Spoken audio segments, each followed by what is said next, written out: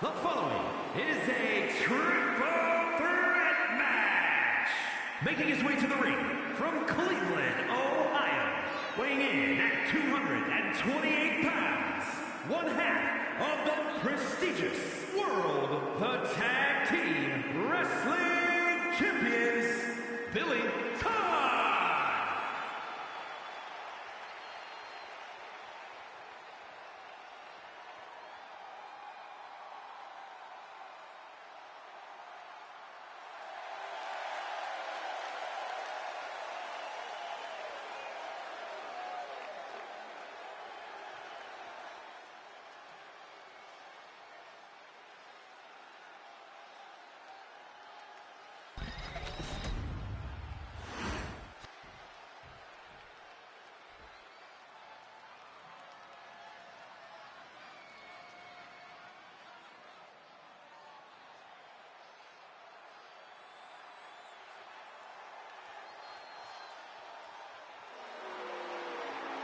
And his opponents, first, representing Vicious and Delicious from Cincinnati, Ohio, weighing in at 258 pounds. Oh, you couldn't hear me! You couldn't hear me. Thank you for telling me, Seaman Demon.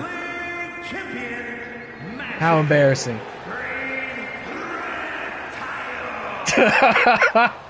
To say I'm frazzled coming into this is an understatement. I was having a hell of a time getting this show put together, as is unfortunately becoming the trend lately with 2K25. It's having a hell of a time getting it booked. But it's booked, we are seated, and the show has begun here, let me say it again, in the incredibly iconic Arena Mexico here in Mexico City, folks. Welcome aboard for the third ever Real Rumble, a show that will define the rest of the Fantasy Faction War, the remainder of Season 2. And here is the Loveland Frog bringing a piece of Loveland, Ohio, to Mexico City, the People's Champion. What a finale to our last Tuesday turmoil, in which this superstar debuted and won a title that cements it as your champion. Unbelievable. We're going to go ahead and skip Austin's entrance. And you're just going to have to trust me on that. We're going to save that for later, because Austin is double booked tonight. But before we get there, we got to start here. We are kicking it off with a bang. Let's get my poll going. It is a triple threat for the People's Championship. Let's get our first poll of the night in the chat going. Who will win? Loveland Frog, DillyTodds, or Stone Cold? As I was saying up at the top, you couldn't hear me. I'm skipping the ceremony, the prelude. Oh my god, double team suplex on the Loveland Frog. We have to hit the ground running tonight because we have a massive show. Not a second to spare. Starting early. And we want all the time in the world to let this show be as momentous as it needs to be. It's the Real Rumble, our third ever, and it's never looked better than it does here in Arena Mexico. Austin with the kendo stick to the back of the Frog. We got Chris in the chat already. We got Connor in the chat already. Not happy to see the double team on the Loveland Frog, who did beat both of these gentlemen at Turmoil to win the People's Championship. Chris has noticed something peculiar. I had hardly had time to comment on myself, but I do see and don't even understand what it is. But a Lucha Hub is evidently printed on the mats on the outside. I just want to be clear, that is a Arena Mexico sponsor. That is not a WATCW sponsor. I don't even know if that's a legitimate service. I cannot, in good conscience, necessarily recommend that you go there. I don't know what happens. I've heard it might be banned in Ohio. You got to put a photo ID in when you log into it. Never mind any of that. I don't have any of that information. I don't even know what I'm talking about. I'm very grateful to our hosts here in Arena Mexico. I'm not gonna tell you don't go to Lucha Hub, but I can't officially say I'm being paid to say go to Lucha Hub. No idea what that's about or what that even is. What I can tell you is this: we have a remarkable show, and we're starting it off just the way we ended the last, with a contest for the People's Championship. And I have to tell you folks, that creature right there, the Loveland Frog, has set the world on fire. People have not been able to stop talking about this frog since he won the People's Championship in the main event of Turmoil. He's an overnight sensation. Austin going for the pin on DillyTodds. All of these competitors looking for potentially huge nights tonight. DillyTodds, of course, always in pursuit of that People's Championship. Imagine if he could add it to his collection alongside the tag titles and that tinfoil briefcase. DillyTodds will also be competing tonight in the World Tag Team Championship match. He and Metarract will be defending those titles against Marty Supreme and Howie Bling. As the Frog goes for the pin on Austin in the middle of the ring, Dilly breaks it up. Thank you for joining me tonight on a cold Thursday night. It's a little earlier than we usually go, but I would prefer to not be calling this show at 1 in the morning if I can help it. Got a new episode of The Traders to watch when Jess gets home. You know, we don't want to leave the missus waiting. And quite frankly, I couldn't wait any longer to get started here. Austin with the hammer. Now, I was talking about people wanting to have a good night. Austin has got the weight of this league on his shoulders, folks, when he takes on King Moose later tonight, the leader of the rogue faction known as the Sword. Wow, Shining Wizard from the Frog! Very appropriate. Amphibious Wizard, even. He will take on King Moose later tonight in a Hell in a Cell Undisputed World Championship match. King Moose versus Stone Cold Steve Austin. And like I said, Austin's got the weight of this whole league on his shoulders in that, as far as I'm concerned. It's not just about the goal. It's about the implications of what may happen if he loses it to King Moose here tonight. I shudder to think of it. I don't even want to entertain the thought of it. And quite frankly, I'm a little concerned that maybe Featured Films... Speak of the devil. As I say it, I get a notification that Featured Films has joined us here tonight. How are we doing? We're here. Okay, I figured it out. I remember how to use this godforsaken app. Welcome aboard. It's great to have you. I was just about to say I was concerned that maybe you weren't taking the Sword and the championship match seriously enough tonight between putting Austin in this match and your very, very brief technically qualifying promo you shared earlier tonight. Are we not taking the threat seriously? I take it very seriously. Look at Dilly outside the ring, not taking things seriously, okay? One count, okay? That's where we're at. He looks pretty serious to me. He's blasting people with a chair. But Austin's fighting over. I'm just concerned about Austin, who has a extremely high-profile championship match later tonight, which you also did put in a Hell in a Cell with your captain's card, which I thought was a very strategically sound move. Obviously, we've been seeing a lot of shenanigans and interferences on behalf of the Sword. The Cell's going to prevent that from happening today. Whoa, Shining Wizard and DillyTodds from the Frog. He's busted open. He's going to go for the pin here. Is that enough? Did the Frog retain it here in Mexico? Dilly kicked out. Just barely kicked out, but he did. And I am at liberty to now tell you that the Loveland Frog is the recipient of Connor's promo stat boost here tonight. So that Frog not only has the advantage of the People's Championship stat boost, but he also got the promo stat boost. That is the most dangerous Frog you will ever see in this league. But Austin goes for the cover on Dilly. Is also going to win? No, not yet. I mean, you have to imagine. Dilly's busted open. Come on. Everybody's bleeding here in this opening match. And now Austin is, in fact, busted open after a Shining Wizard from the Loveland Frog, who goes up top. Oh, my God! Oh, my God! Hold on. Count this. Oh, my God. Something incredible just happened, folks. First ever? No.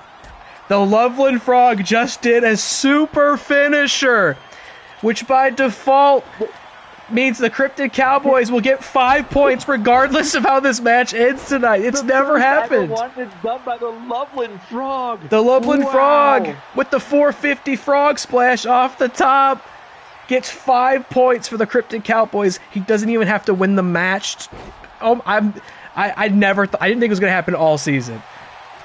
He made it so far, and it had never happened. And now the Loveland Frog in his second match. This guy's incredible. It out. And let me be clear. Austin only kicked out of that because Dilly stopped it from happening. Wait a minute, Dilly's a People's Champion. Oh my God. What I was going to say was the only way Austin kicked out of that was because Dilly broke it up, because you don't kick out of a super finisher like that. That's just the fact of the matter. It doesn't happen, and so Austin was done after that, and Dilly did capitalize. Dilly did capitalize while the frog was on the outside, and he has successfully won another People's Championship. Well, congratulations to Dilly.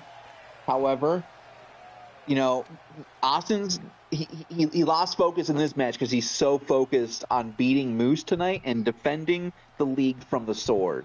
So, I don't blame Austin on this. We'll get him next time. We definitely will re-challenge. And, it makes a lot of sense. 100% of the poll was in Dilly's favor, so they will enjoy those points. Well, I guess that really will just mean they'll get their points back. But they didn't lose any points. Hold on, I get some water. I'm dying. Wow. This wrestling stream, the last wrestling stream was what killed me in the first place, and I'm still dying from it. What a way to start the night, though. We had a People's Champion, Instant Classic, and our first ever, what is it, Super Finisher? Super Finisher. Unbelievable. Wow. I didn't think we'd see one all season. I don't think I've ever even bothered to publicly explain what that is, because it's never happened before. The rule, I was just like, man, who was good? And no one's ever hit one. And suddenly, Loveland Frog. Yeah, Chris caught it too. Yeah,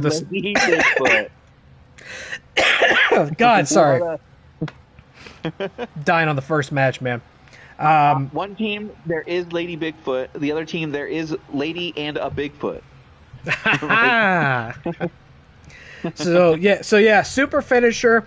If a wrestler manages to save up 3 finisher stocks and then uses a finisher, they will instead use their Super Finisher move, which is typically a very ridiculous, flashy, crazy move that will do like triple damage and basically guarantees that they will win the match.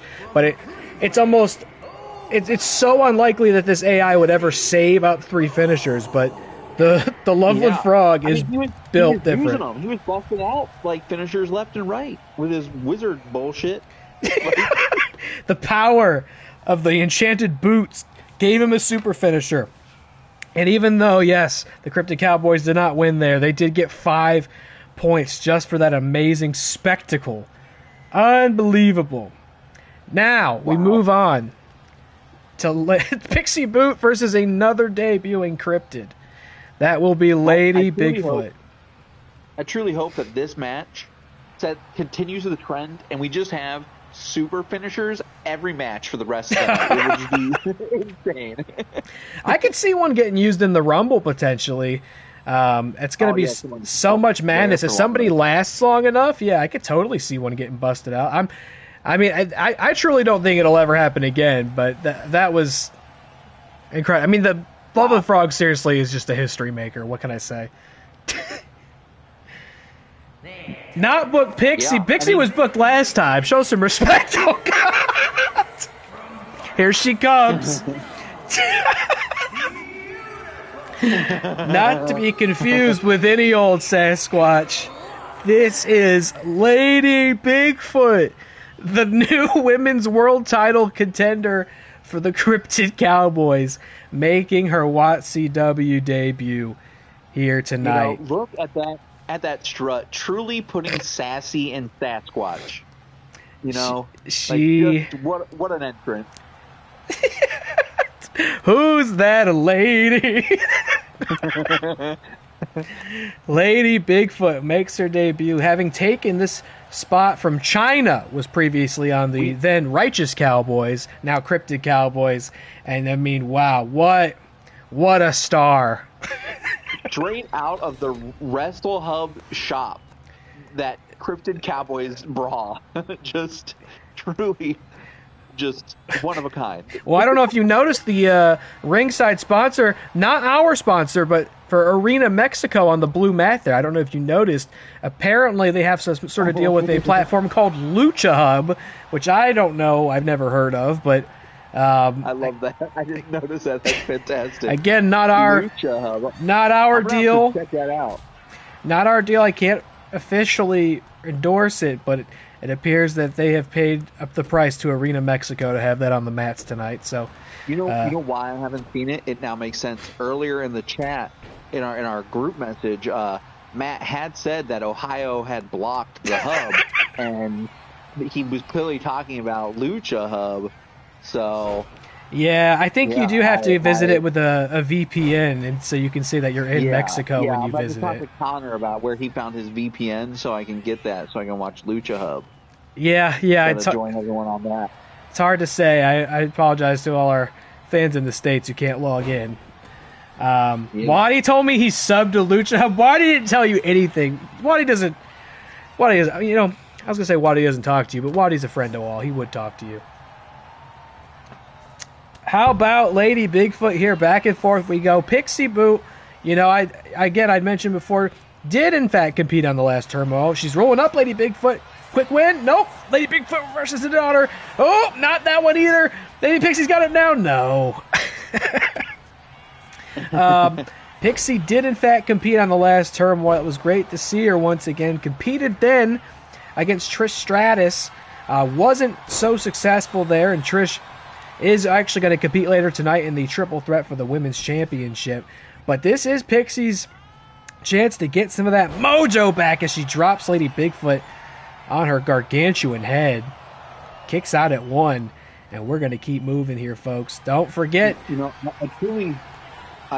Just going to say, don't forget to gamble those channel points. 50 seconds remaining in the chat. Oh, God, I'm dying. I was going to say, I'm truly impressed with Pixie's work ethic. Went out to Frosty Faustings and just made a quick stop over here to just swing by Mexico casually for a wrestling match or two. It's a quick trip. And then gonna head back. Yeah. You catch the train. You just have a little changeover, and boom, there you go. You're in Mexico. Yeah. Exactly. You got to catch the train, brought to you by Lucha Hub. And I don't know anything about the Lucha Hub train or what trains are running on Lucha Hub. No insight into that at all. I do not think Waddy offered to share his account info with Chris. I don't think Waddy has a Lucha Hub account. Waddy, of course, looking great in the sombrero there on our special regional WATCW logo. I'm going to have to hit up Waddy and get his account info. He does not have an account. Pixie slams Lady Bigfoot down to the mat again. Is this going to be enough to... No! Oh, that was so close. Pixie needs that win, man. She has been gone for a little bit. We finally got her back, but she's got to get some points. The real wrestlers in general. Oh, big. She beefed it there. Did not get all of it on Lady Bigfoot. You cannot miss when fighting a Sasquatch. I tell you that much. The real wrestlers in general, man, they need to see some movement tonight. They didn't get any at Turmoil, and oh, what a kick. Actually, I think, oh, Pixie, what a counter. She countered the kick and gave her one of her own. Hooks the leg again. Is Pixie done it? Lady Bigfoot gets the shoulder up.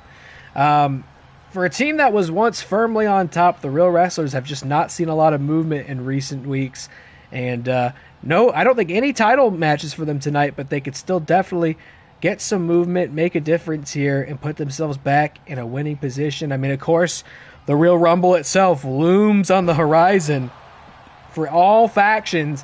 10 immediate points and a guaranteed main event title shot at ReelyMania. I mean, that is the moment that could turn everything around for any one of these factions. Talking about movement, I did realize that because of last match, because of Dilly winning last match, and then Loveland Frog hitting that super, I'm the only one who leaves that match without any points. True. And since I'm in second, I'm the only out of the top 3. Both the other top 3 people move up, and I think I may have dropped into third simply from that match alone. Well, look at it this way. You got a promo point at the very least, right? Little victories. Right. I mean, I assume everyone else also got a promo point. Yes. But so did you. Yeah, but so did they. So. And I do think we have the captain of the Cryptic Cowboys at the commentary booth right now. Connor, are you with us? Yes, I'm here. I'm here supporting Lady Bigfoot. Welcome aboard. She has been having a hell of a time at it here. This might even be the winning move for Pixie. Yeah. And it is. Pixie finally picks one up again, this time against Lady Bigfoot. I mean, Pixie just seemed firmly in control of that one. I don't, what can I say? There's not much they can't say about that. It's definitely something I'm going to have to have a talk about. Gonna have to talk to Lady Bigfoot. Yeah. That was just unacceptable, honestly. It was, I would be very careful what you say to Lady Bigfoot. I suspect there was probably some jet lag. I think you had to fly her all the way out from the Pacific Northwest. That's true. I heard her flight got delayed, and, so I think she might have just been a little sleepy, running behind. It's just one match. It's okay. Nothing to panic about, but something to, talk about. Watch some tape, see where we can improve. First match jitters. She's just not built for Mexico, really. I mean, honestly, it was just an environmental disadvantage. That too. Yeah, it really is more of like a Chupacabra's territory, isn't it? It's hard to fight out here as a Sasquatch. There's something. Frog hitting a super. I mean, he's loving it out here. Oh yeah, I mean he's cold-blooded, right? Like in a couple of different ways.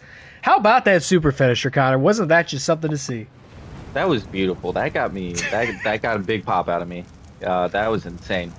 And it's okay. We didn't retain the belt, but we did walk away with those 5 points, and that's nothing to be down about. So it was impressive. Congrats to DillyTodds, but still going. Oh, and hey, cocaine. I know somebody who might feel at home down in Mexico. His name is Cocaine. He is looking pretty trim, pretty svelte for Kane. So yeah. Well, this is a whole different dude, brother. His diet is really kicking in. This ain't the governor of Knox County, Tennessee. I can promise you that much. This is the monster known as Cocaine making his WATCW debut here in Mexico tonight. And this tag team contest, don't forget to gamble in the chat. You missed out on the Pixie Boot points. Randy Orton's coming out. Now, we did see Randy a bit last week, or last Turmoil, when he was in that People's Championship match with Dilly Stone Cold. And the Loveland Frog, of course, wasn't successful. I think he may even have taken the pin there. Suge did have him sit out this time. He did not get that instant rematch, but now it's time to see how he does in the team's division. His actual division teamed up with the white monster, Cocaine. And to be clear, I don't think there's any sort of clever euphemism here or anything being made by saying Randy Orton's teaming up with Cocaine. I don't know that Randy Orton has any documented drug problems. We're gonna find out. At least not with that one. But hopefully they'll get along just fine here tonight. In this tag team debut, Lady Bigfoot and the Cryptic Cowboys launching only reels after the show. No, I don't know anything about that. I don't appreciate all the accusations or implications being made by way of the Lucha Hub logo on the outside. I don't know anything about that, all right? That's not that check did not clear in the WATCW bank account. So please, got nothing to do with it. Now, I was just in the midst of saying last time that the real wrestlers needed to see some movement. Pixie Boot got it started with that solid win over Lady Bigfoot. But now let's see what The Rock and Joe Black can make happen tonight after they unsuccessfully debuted against the Mothman and the Jersey Devil at Turmoil. Let's see if they can rebound here. They already debuted? They did. They competed against the Cryptic Cowboys on the last Turmoil. Wow, what a forgettable match. Is it forgettable, or are you tuning in here? You missing? You're like, people don't know Pixie was booked last week. There's nothing forgettable about Mothman and the Jersey Devil. That's too freaky to be forgettable. Jersey Devil. I guess I just don't remember the other two just being in the match. Gotcha. Yeah. Yeah, maybe they'll make a name for themselves tonight. We'll see.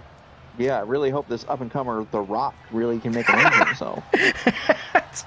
We'll see if he can make an impression. And, of course, his partner, Joe Black, the one who created so much intrigue, having been drafted before the draft, coming in the team's division with The Rock, seemed like a winning combination, but didn't quite make it happen last time. Let's see if they've learned anything, gotten in the gym, you know what I mean?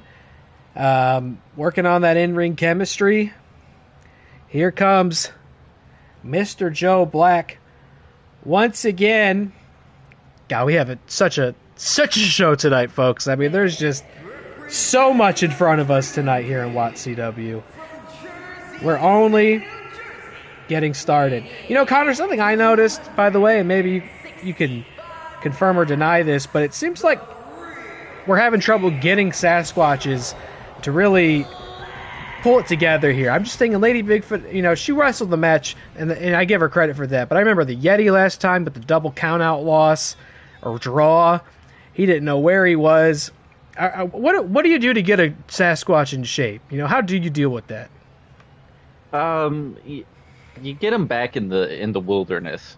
You get them back to their primal state, you know, and then so we might have an outing, you know, after this with the Yetis and the Bigfoot, and we'll see if we can get back to that primal fear, you know. Yeah, that makes a lot of sense. Sometimes you gotta just strip it back down to basics and yes, exactly. Build up from there. We've got DillyTodds in the chat, who did just win the People's Championship, pending Stone Cold Steve Austin, after he took an incredible super-duper 5-star 450 flash from the Flufflin Frog. But Dilly is the People's Champion once more. Congratulations. One of perhaps 2 victories he may enjoy tonight, if he does, in fact, defend the tag titles with Metarract later.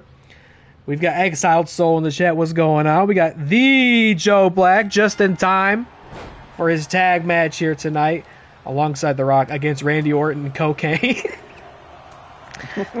We do have Dilly 2 belts, in addition to the tinfoil briefcase, which I cannot seem to remove from your character in-game. It is, like, permanently locked to you. So, I mean, you've got more than you can even carry at this point. What a prestigious legacy, a trophy case you've got on your back here. I can't take it from you. It's yours. You've earned it in a match you were not supposed to be in, and now you have it forever. I mean, if that ain't tinfoil, I don't know what is. The Rock is in early control here in this tag match. And these tag matches really just, they matter so much, you know, especially coming off a draft, having experienced the shakeup that we did on our roster, on these factions. I mean, the wins mean so much right now because, I'll be honest with you, it was hard to know who to book and where when it came to the championships tonight, because you just have so little history to go off of. You have so little data to process who is next in line when you've got so many new faces. So at this point in time, a win just means so much. It would be so much for Randy Orton and Cocaine to get a debut win here. It'd be so much for Joe Black and Rock to get a win, even after their initial loss. I mean, I would say they need it perhaps even more, because 2 losses would be really hard to come back from. Joe Black's the third tag partner the Rock's had this season. I almost can't help but wonder if maybe the Rock's a problem in that equation. He's the common factor amongst all 3. You know, Matt has locked in his faction for this. Oh my God, Matt just punched Cocaine in the head. He's out of here. Matt's been ejected. What was he thinking? What the hell? He just punched Cocaine in the head, and the ref is absolutely insane. What was he Matt thinking? Really took those Dare videos to heart. Say no to drugs, punch it in the face. He's out of here, man. That's wow, look at The Rock. He's doing a whole spinneroonie. He's spinning on it. He's doing tricks on it. the OFB may need to suspend Matt. We'll see, man. I don't know. That was conduct very unbecoming of a faction manager. I mean, I know Matt used to mix it up in this ring. You know, maybe he's missing that lifestyle. He's a former world champ, a former Twitch champ. Maybe he's getting a little antsy out there, having to watch his buddies do it, and he wants to get in there himself. But that is not the role he's meant to play. And now his team will have to make do without a manager. And when you know Suge's out there, I think he's just getting a little desperate. You know, he specifically played a captain's advantage card to get Joe Black ahead of the draft, and then he did loses his first match. And so I don't think Matt is trying to feel embarrassed anymore. He's played dirty all season, you know, messing with turnbuckles. True. And punching the talent in the head. Stealing my points. Yeah. Stealing points. It's insane. It's insane. It's a tough game to play. It's a tough game to play. Yeah, well, maybe that was his karmic response. Now he has been ejected from ringside for this tag team contest, and his team will have to go it on their own without the luxury of having turnbuckle pads removed or a kendo stick thrown in the ring uselessly, you know. And Suge's still there. He can do all those things as much as he likes, but the real wrestlers will have to come by it honestly. As Cocaine is in control of this match, he's got Rock in the corner here. I mean, look, Cocaine could take that hit. Let's be clear. Cocaine, he's good to go. He took that hit, but that is conduct, again, just not becoming of a ringside official. If we allow that to happen around here, I mean, God knows what'll be next. The rules will be out the window. We got to do better in WATCW. We continue here. Rock is still stuck in the corner. He cannot get out, and Cocaine does tag out to Randy Orton, which, by the way, I know I clarified last time, but I'll say it again. That ain't your granddaddy's Randy Orton. That's Randy Orton 09, as they say. That's when he was at his baldest and most evil. This is a Randy Orton that's so unpredictable, so scary, he will kick your wife in the head. He'll do anything. He truly is the one who hears voices. And right now he's hearing Suge's voice in his head. Oh, kicks out at 2. The Rock has got to tag in Joe Black. Good grief. No, and he's still not going to. He's going to try to pin Randy Orton. Fuck, I hate this cough. It's going to be so much worse from all this yapping I'm doing. I think the last wrestling stream, destroyed me. I as soon as I stopped streaming, I could feel immediately how sick I was getting. And I've only now just recovered. WATCW is killing me. But it's the art I will die for. You know, the blood, sweat, and tears, it shows. It shows. If not this, then what? What is worth dying Exactly. for? Exactly. No, let it be known. I put my everything into this. I'll give you people everything and then a little bit more. So when people try to take it from you, you better fight like hell to keep it. Orton with a big clothesline to the Rock. Is this Cocaine of a white mist move? You know, I think you can get... I do not have it, but I think there is a payback move, like a Mr. Fuji, he would throw dust in people's faces. I think you can get it, and it would really work for Cocaine. I think I'd have to play more of that dogshit island game mode to unlock it. I don't know if it'd be worth it. Orton with the vintage classic DDT on Rock, who is immobile at this point. I mean, he has got to tag out. The Love and Frog Mist maneuver. We didn't see any frog mist. We did not see it tonight, but we saw an insane super finisher. I'll be talking about that 450 frog splash for the rest of my life, quite frankly. I got to make sure I don't forget that. Frog, which is great. People love the Frog. He's a trailblazer. It really is. People cannot stop talking about him. He is just changing the league, like truly revolutionary. Everybody thought I was crazy on draft night. Every single one of you thought I was insane. And yeah, definitely. It's paying off. Undoubtedly, yeah. I mean, you trapped your whole team, didn't you? RKO to Joe Black. Yeah, I dropped the whole team. RKO. Mr. X is the only one that survived the cut. Somehow Joe Black kicked out.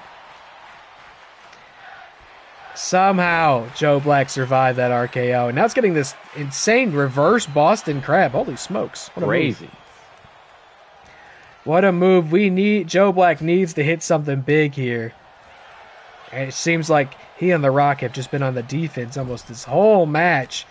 And to be fair, El Diablo de Patas, I mean, look, if we're talking about teams and movements and possibilities, let's face it, I mean, they're going to be at 6 for the rest of the season. That's just the fact of the matter. But what damage can they do from the bottom? Can they get a title? You know, if they get one of these championships, they can hold that thing hostage for the rest of the season. I mean, imagine a world where they do get the tag titles off the Todd Direct. I mean, that is a season that changes the landscape 100%. And so far, looking at these two, Cocaine and Randy Orton, they are definitely a team to take seriously as they hit the double elbow on Joe Black here, who now, I can't believe it, I think he needs to tag out to The Rock after everything The Rock has suffered. And, anyway, that Loveland Frog, you just gotta love him. And who knows, we may not have seen the last of him tonight. I'm not at liberty to say who is in that Real Rumble match. You know, all 6 factions picked 3 wrestlers to go in. We know that every faction has one predetermined spot. Celestial Sirens will have to put in somebody at number 1. Heritage Heartbreakers get to put somebody in at 25. And also so many spots in between. But it's not been made public who is in that match. So we might see that Frog once again tonight. Who knows? And he may be the winner. He's a trailblazer and a history maker. He might be going to ReelyMania, brother. We might have to build a stadium in Loveland and do it there. Joe Black throws Cocaine out. I will neither confirm nor deny if the Frog is in the Rumble. He's definitely in the Rumble. I don't think he's in the Rumble. Like, it's all sealed up now. The most electrifying, revolutionary this league has seen, and not put him in. I want to save him. It's all sealed up now. Nobody can do anything about it now. Whoever's in there is in there. And I got to tell you, I'm equal parts excited and anxious to see who wins that. Wait a minute, big double team. Wow! What a move! Powerbomb into the RKO. Orton goes for the pin on Joe Black. I cannot believe he kicked out. I thought that was it for certain. Powerbomb into the RKO on Joe Black, but somehow he got the shoulder up. I mean, this dude can definitely take a beating, no question about that, but can he hand one out is the question still. He can take it. Can he dish it out? I'm anxious about this Rumble, man, because who knows? I've never felt so powerless within WATCW. It's like I am at the mercy of what takes place there. What faction will it be? Will it be a faction? Who will be the last one standing in the Real Rumble and get that golden opportunity? I mean, there's just so many possibilities. I don't think there's ever been a Real Rumble that I could have successfully predicted in our league's history. Every single one went a direction that I didn't see coming. And I'm sure that'll be true tonight. Still going here with the tag. Sends Orton to the corner. This is one of 2 tag matches we'll be seeing tonight. I knew this show could not possibly manage, nice double team there, could possibly manage more than 2 tag matches on it. That would be far too much. Wait a minute, Joe Black revving it up. The ooh-wah with the spear in the middle, and I think Cocaine just got in the ring. I don't think he can do it again. He goes for the pin. Is that going to be enough? No! somehow, Randy Orton, the Viper, got the shoulder up here tonight in Mexico. How we doing out there, fellas? We staying warm? We all right? Yeah. Trying to stay warm. Yeah. I left my house for the first time today in the last week, and I don't like it out there. Oh. Yeah, it's not fun. Today It's is the not best day it's been at least since the weekend. Yeah. Like, it's... Yeah. I wanted to go out for other stuff at one point, and it was so damn cold. It's damn cold out there. And yes, while we were talking, it's true. Joe Black whipped it around, and he and The Rock did, in fact, score a win over Randy Orton and Cocaine, adding a big 3 points to the Real Wrestlers. Wow. I don't know where Matt is. Finally, we meet Joe Black. What a call. That's a call people will be remembering for years. When they do like the documentary. Oh, yeah. That'll be in the opening titles. It's going on his epitaph, on mine. It's everywhere. I don't know where Matt is. I don't know if he's lurking in the chat. I don't hear him on commentary. We didn't even get a promo from him this week. I hope he's doing all right out there because he's tearing it up in Mexico so far. That's a big win for Pixie and a big win for Joe Black. And The Rock bringing 3 points. Sorely needed points to the Real Wrestlers. Nobody thought they were going to pull it off. Orton and Cocaine had all the votes. GG for Joe Black. Big win. Congratulations. And it's time for us to come back to the hard style invitational, folks. Now this is interesting. Big tournament here to eventually determine the first ever hard style champion.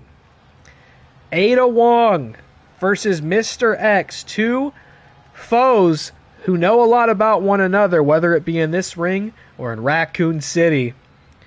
Ada is back on the Cenobites featured. How are things going in the locker room? I've got to know, because if I'm Ada, I'm not really feeling too eager to come back after I was so unceremoniously dropped.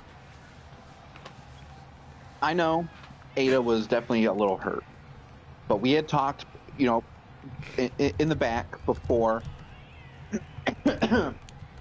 We had, had to cough. Hey, I get it. We had,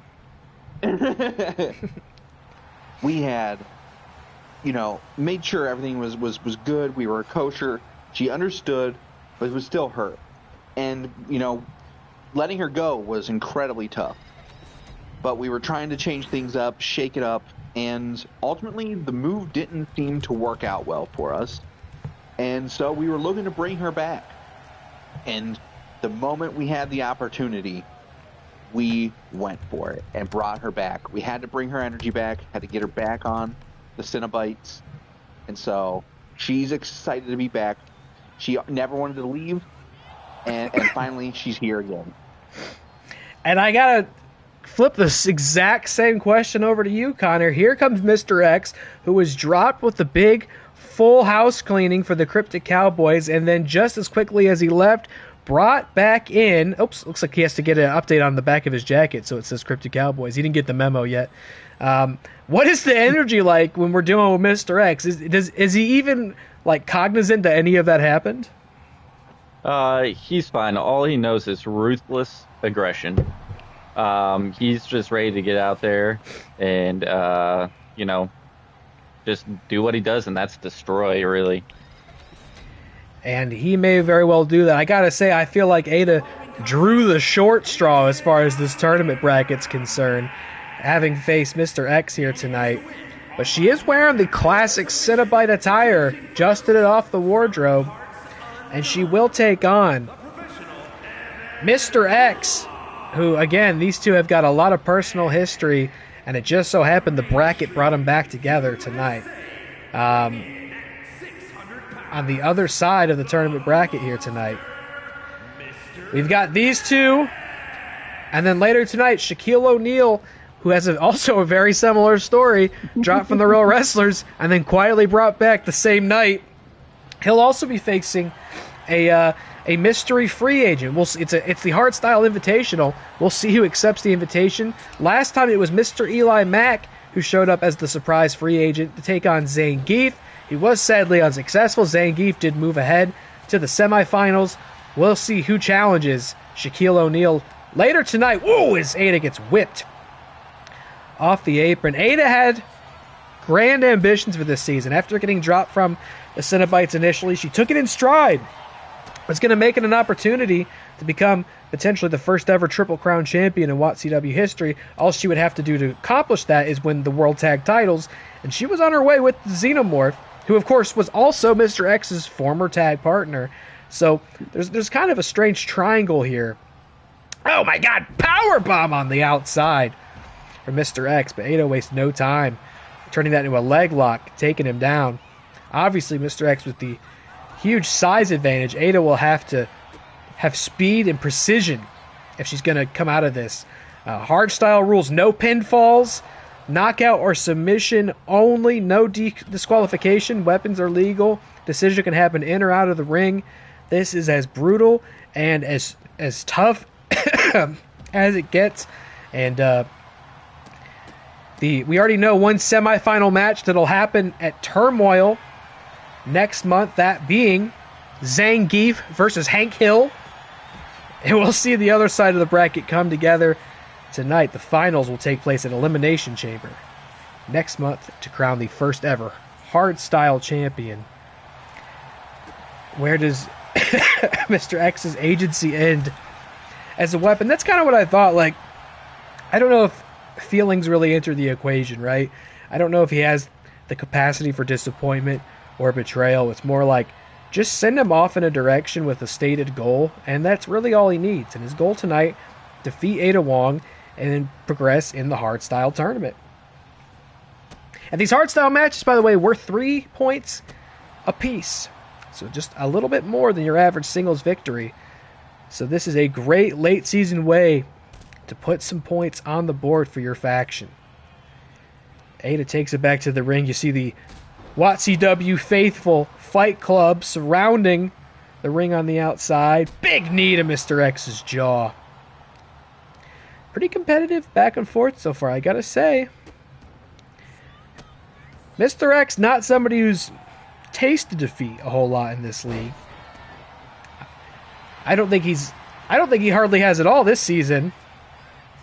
Hasn't been in many singles matches, but you got to remember, Mr. X is a former world champion back in season 1. Now he's wielding a barbed wire covered baseball bat. Ada's got a stop sign, and we are taking us to the streets. Oh, Mr. X just a bit faster, and he is wailing on Ada with that barbed wire bat. Goodness gracious. And we've got the captain of the Celestial Sirens joining us at the desk tonight. How we doing, Nick? Oh, my God. What's up, kids? How's it going?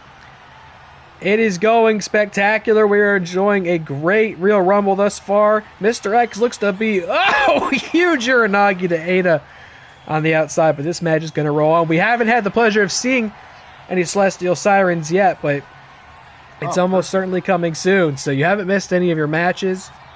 Fantastic. I'm currently trying to turn the stream on my computer, but my computer's been trying to boot up for the past 3 minutes. So let me reset that. So what do we got going on, friends?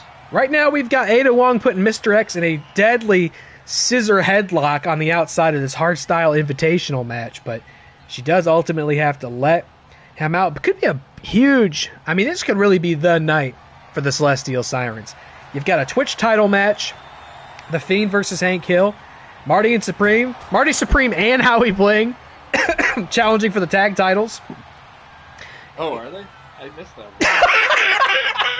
one. Hard to say, I guess. Yes, indeed. If you're just learning for the first time, Marty Supreme and Howie Bling are challenging for the tag titles tonight. And, of course, that Elite...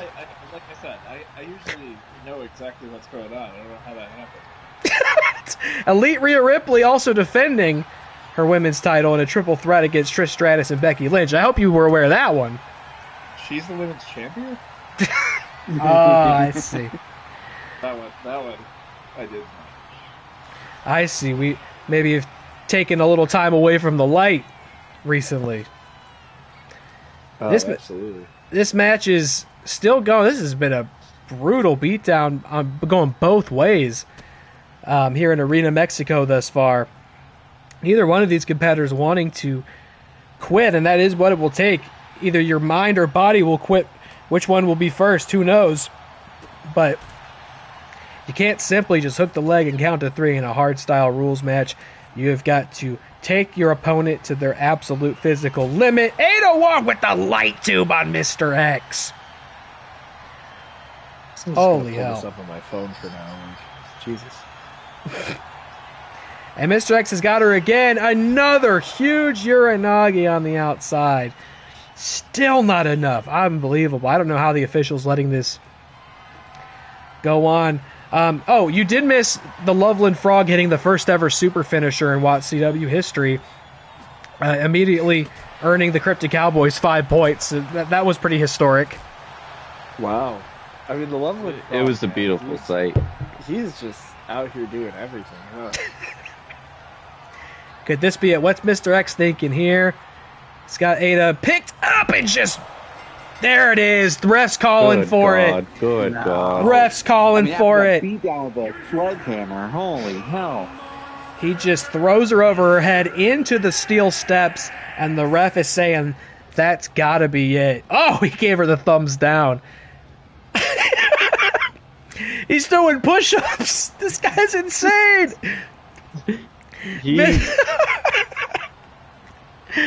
Mr. He's showing X. why he should have never been dropped, but he's still on the squad, and he's just having fun now.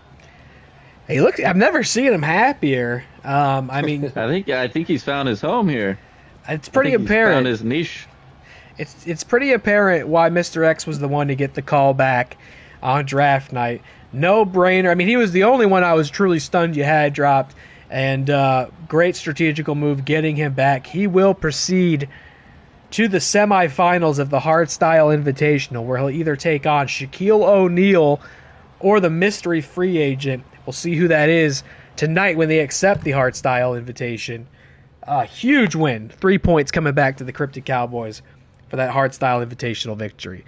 Good grief. And I mean, if I was putting money on it, and I'm not because that would be highly unethical, but I got to say, I think Mr. X can be the first ever Hardstyle champion if I was a betting man. And I'm not. But if I was. Thank goodness Shane McMahon created that match style and finished top 4 in the Royal Rumble. We'll see if he's in the real Rumble. Oh my gosh, here comes the money. I mean, are you mean to tell me he turned down a spot to be in AEW just to be in WATCW? That's pretty amazing. You never know who could show up. It's 30 question marks in that match tonight. You never know who could show up. Shane O'Mac, currently looking for a new home. You could find it in Mexico City tonight. Here comes the money. I mean, he's probably looking for new parents, too. Nobody likes them. So. Yeah. You know, he would be much better off with just about anybody else. I love the idea that a grown man is, like, seeking adoption. It's like, help, my parents are inept. If anyone as a grown man could get adopted, it would be Shane McMahon. My parents are literal monsters, help. I've vaulted myself off of ladders and cages for their approval, and I don't get any of it, and they're just like extraordinarily evil fucking criminals. All right, fellas, that's it for me tonight. It was Connor, a pleasure being on. Thank you. I'll still be watching. I'll be in the comments. But you guys have a wonderful night. Thank you so You much too, for bro. joining us, brother, and we'll wish you the best of luck in the Real Rumble tonight. Thank you, sir. But not too much. But not too much. But not too much luck. You can see at ringside, this is, first of all, KaylaMarieTea's debut as a Cenobite here in WATCW. And you see Featured Films at ringside looking a little worse for wear, but he's got his iconic lucha mask back on, of course, in celebration of being in Mexico City tonight. And he does seem to be sporting a neck brace after the brutal assault suffered by the Sword at Tuesday Turmoil. And here's a man I never thought I would see. in WATCW or just about anywhere else in this world. And not to be confused with anybody else, this is Thunder Lips, of course, the iconic wrestler from Rocky 3, I think. It's Rocky 3? Yeah. Let me see. Yes, it is. It is from Rocky 3. Terrific. Of course, I think that was the opening scene. He fought Rocky Balboa. He wasn't successful there, but maybe He throws Rocky into the stands, into the crowd. And we won't. That won't fly here, by the way. He's gonna have to keep it all on the up and up. Follow the rules. He's going 1-on-1 against KaylaMarieTea instead of Rocky Balboa. Speaking of Thunder Lips, I saw the artist formerly known as Thunder Lips cut one of the most insane promos on just I mean any Hulk Hogan promo is insane, but I'll just say that whatever this promo was that I watched about that involved Tony Atlas. Okay. I knew. I had a feeling that's the one you were talking about. I just saw that too, and I was like, I can't believe this fucking guy's at WATCW now.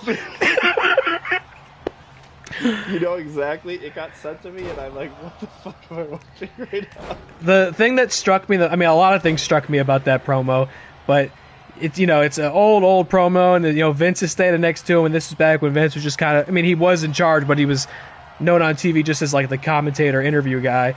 But like Vince is looking at him and like holy shit, what the hell is this guy talking about? Like he weirded out Vince, you know what I mean? Like you should never be weirder than Vince in any scenario. And even he was looking at him like, holy shit, dude, that was crazy. Anyways, I just if I didn't get that off my chest, like I don't know. Thunder Lips canceled. Oh god. Oh. Suge is the master of the chaotic draft pick for sure. And when he said Thunder Lips, there was a part of me that wanted to go, no, come on. That's not. But I'd already I'd quietly vetoed like 3 other things he had tried to do that night. So I figured something had to give somewhere. So Thunder Lips making his WATCW debut as part of El Diablo de Patas against KaylaMarieTea, debuting for the Cenobites, previously a member of the Heritage Heartbreakers, and originally in the Twitch division, eventually got upgraded to the Women's World Championship division, where she did briefly hold the title, and is now instead been dropped and then picked up by the Cenobites, bringing her back to the Twitch division. And I gotta say, I really think she probably wants to defeat Thunder Lips. I think she would love to do that. Yeah, absolutely. I mean, who would want to support Thunder Lips? Brother. Well, I don't know, dude. I don't know, Jack. I think Thunder Lips is one of the most iconic cinematic characters of the millennium, bro. Kayla. What was it? The Mr. Nanny? Is that the movie? Is that it? Yeah, he was a nanny. Yeah, that was pretty good. Bullshit. Stop fucking lying. Yeah, it's a pretty good movie. Gremlins 2, pretty good movie. Oh, well, Was he in that does one? that even count? Thunder Lips was in that movie, brother. Was he? Yes, sir. He was entertaining all the Gremlin maniacs. Big style. Oh. No, he was. They're like watching. I think they're watching a movie again, like in the first one, but it's like a fake Thunder Lips movie. Yeah, no, they're at a movie theater, and then out of nowhere, he gets up from his chair, and what it is? He powerbombs Gizmo? Are they? I think that the gremlins that have Gizmo water on explode? them are destroying the movie theater. And Hulk Hogan's like, "That's not right, dude," and talks straight to the camera, and it's just fucking weird and no. It's been so long since I've seen Gremlins 2. Sounds like we're all due for a revisit. Kayla's actually just gonna watch all of Thunderlip's movies. Yeah, I hear they're doing a Thunderlips marathon on AMC tomorrow. Yeah, the 30th anniversary. It's gonna be awesome. Kayla with a big body slam. She's going up top, and could she be calling for the end here? Get a big debut win on the Cenobites. Huge top rope. Code breaker on Thunderlips, middle of the ring, and is that enough to send him? No! Thunderlips. Code breaker? Did you just spoil somebody that actually is going to be on our Royal Rumble and not the WWE's? Oh my god, Thunderlips is enough. I can't be doing that too. I can't be bringing... Is the entire audience going to sing Judas? Or whatever that song is anyway? Yeah, I heard that they programmed that into the game. Back and forth! WWE copyrighted it, so I don't know. Oh, Thunderlips with a second leg drop! That might be it! Is he getting the win over Kayla? Yes, he is! Oh my I gotta god. be really real with you. Thunderlips' leg drop might be the worst finisher of all time. It turned my spinal cord to dust, dude. I can't fucking walk, brother. He can't believe it. Oh, he's doing the strut. Thunderlips brings it to 2 points to El Diablo de Patas. And this is what I was saying earlier, man. Like, we can't pretend El Diablo de Patas is going to win the season. I mean, it's just too late for that.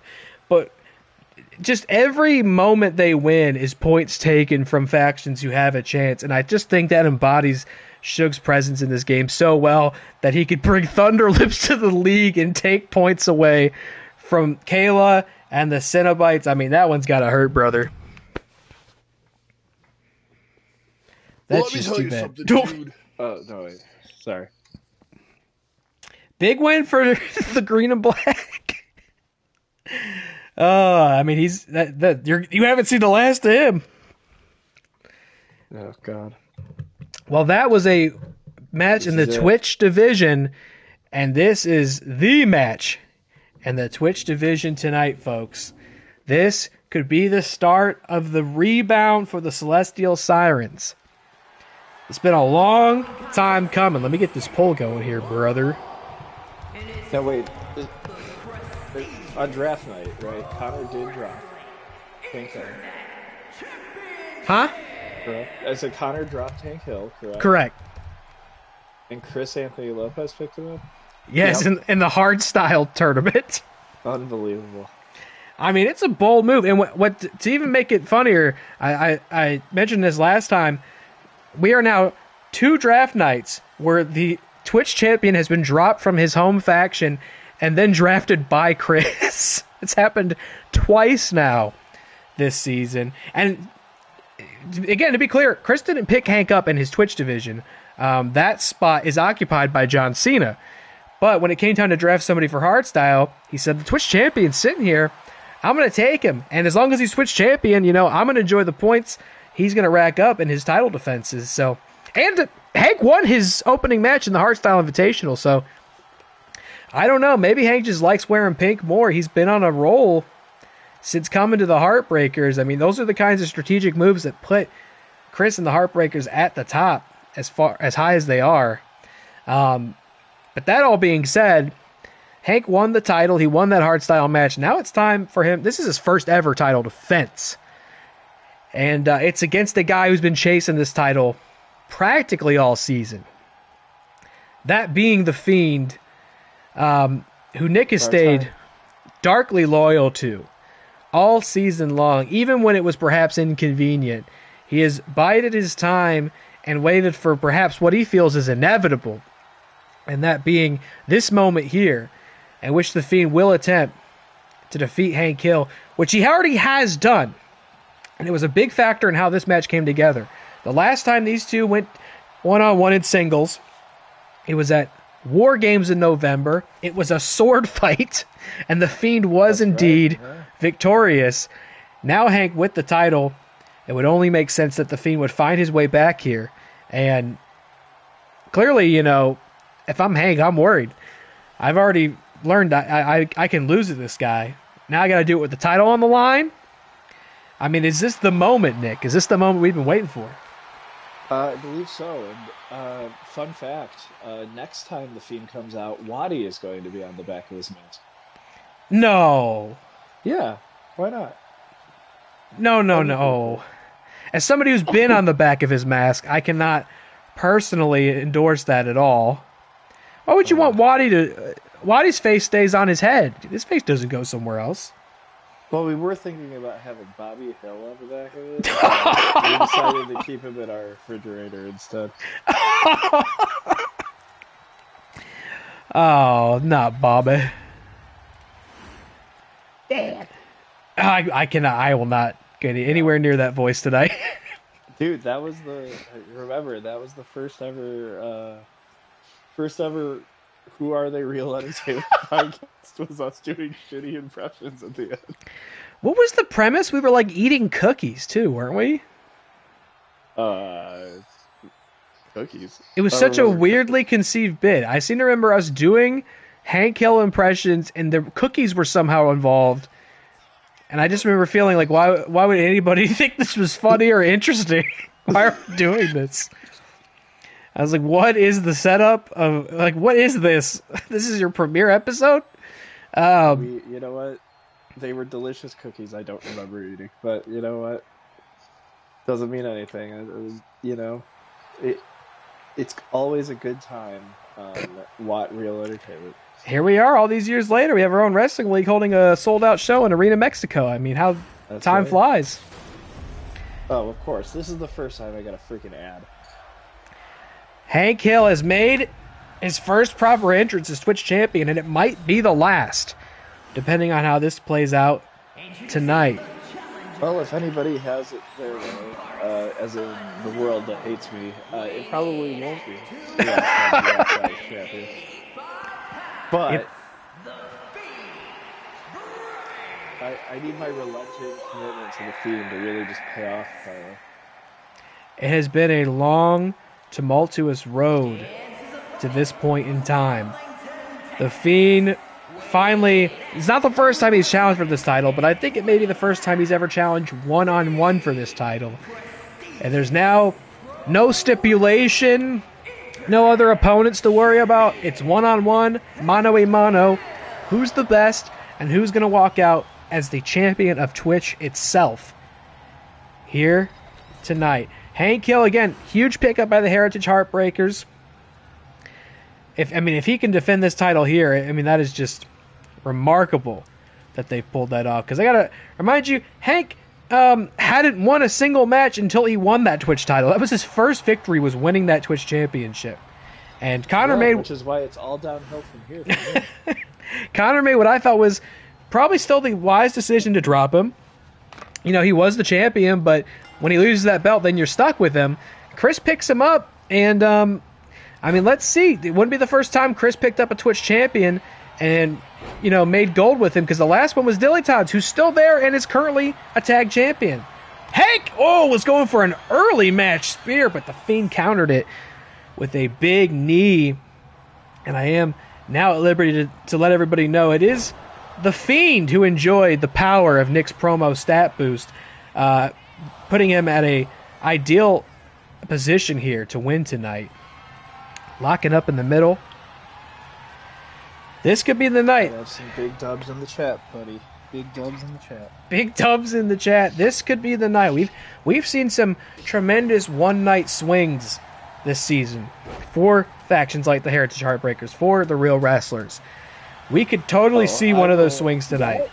I will absolutely be sitting there cheering my bronze medal if we end up catching anywhere near. There's a lot of potential points y'all could pick up tonight.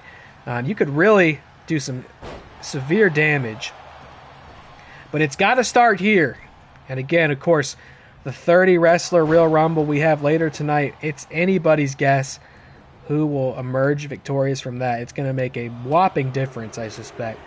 Hank's got the Fiend on the mat there, hitting him with some sucker punches. They're not pretty, but you can't afford to hold anything back when facing an opponent as frightening as the Fiend. And I know, I'm surprised he's managed to keep his thoughts to himself, because FeaturedFilms is sitting here and he had been campaigning for the Fiend all season long and seemingly never going to get him. Big spear from Hank Hill there. Gotta say, Hank's been in firm control thus far. He's looking good. Admire his pro paint heights. I'm not gonna lie. He's a classic. You know what I mean? He's a throwback. It's not flashy, not fancy. He's just like a type 1 wrestler, just built from the ground up. You know what I mean? Just a old school excellence. And we're not far from his stomping grounds, man. We're down in Mexico, just a couple miles from the border. Arlen, Texas. And the Fiend's arguing with Chris at ringside, which gives Hank the opportunity to get it from behind. Nice shoulder block. Hank is looking great here tonight so far.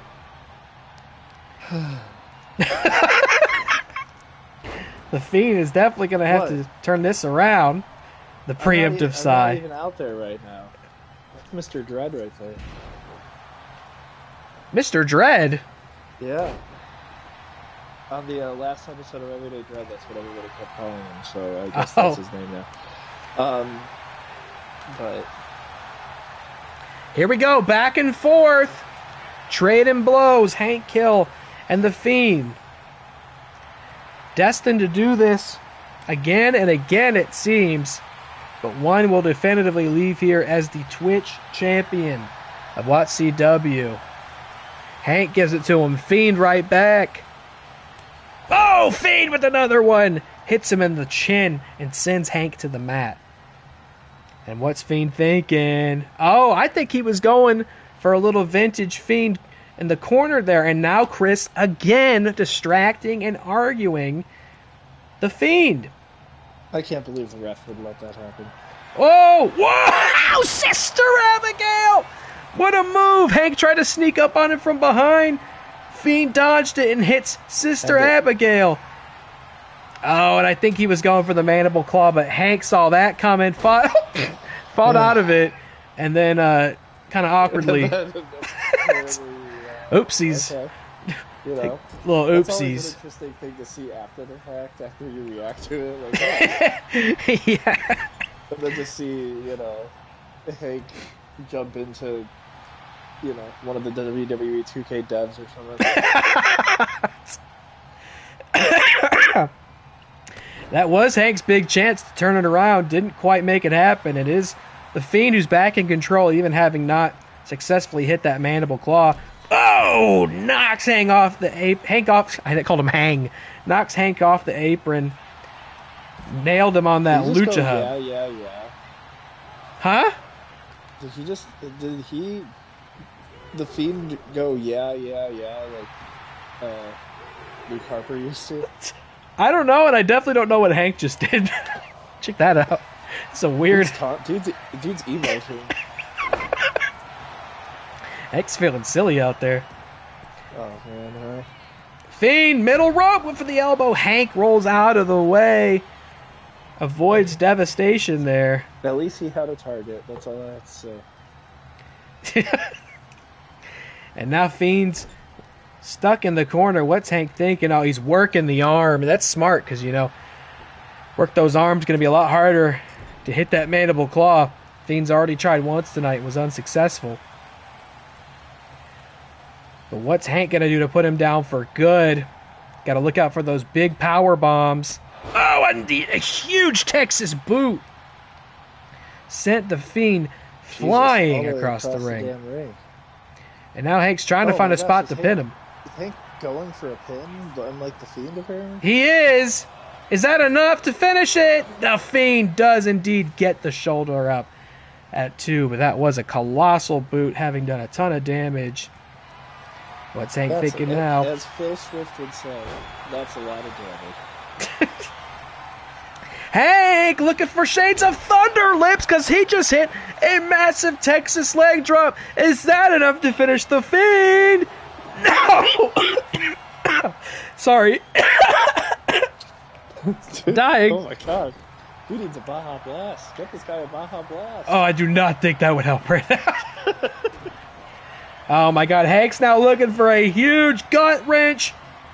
Power bomb into the corner. And I really do think that might have been it. That Hank has just unleashed these last couple of minutes. He's going to hook the leg on the Fiend. Has he really done it? I can't believe it. Hank Hill. Unbelievable. Still the Twitch champion.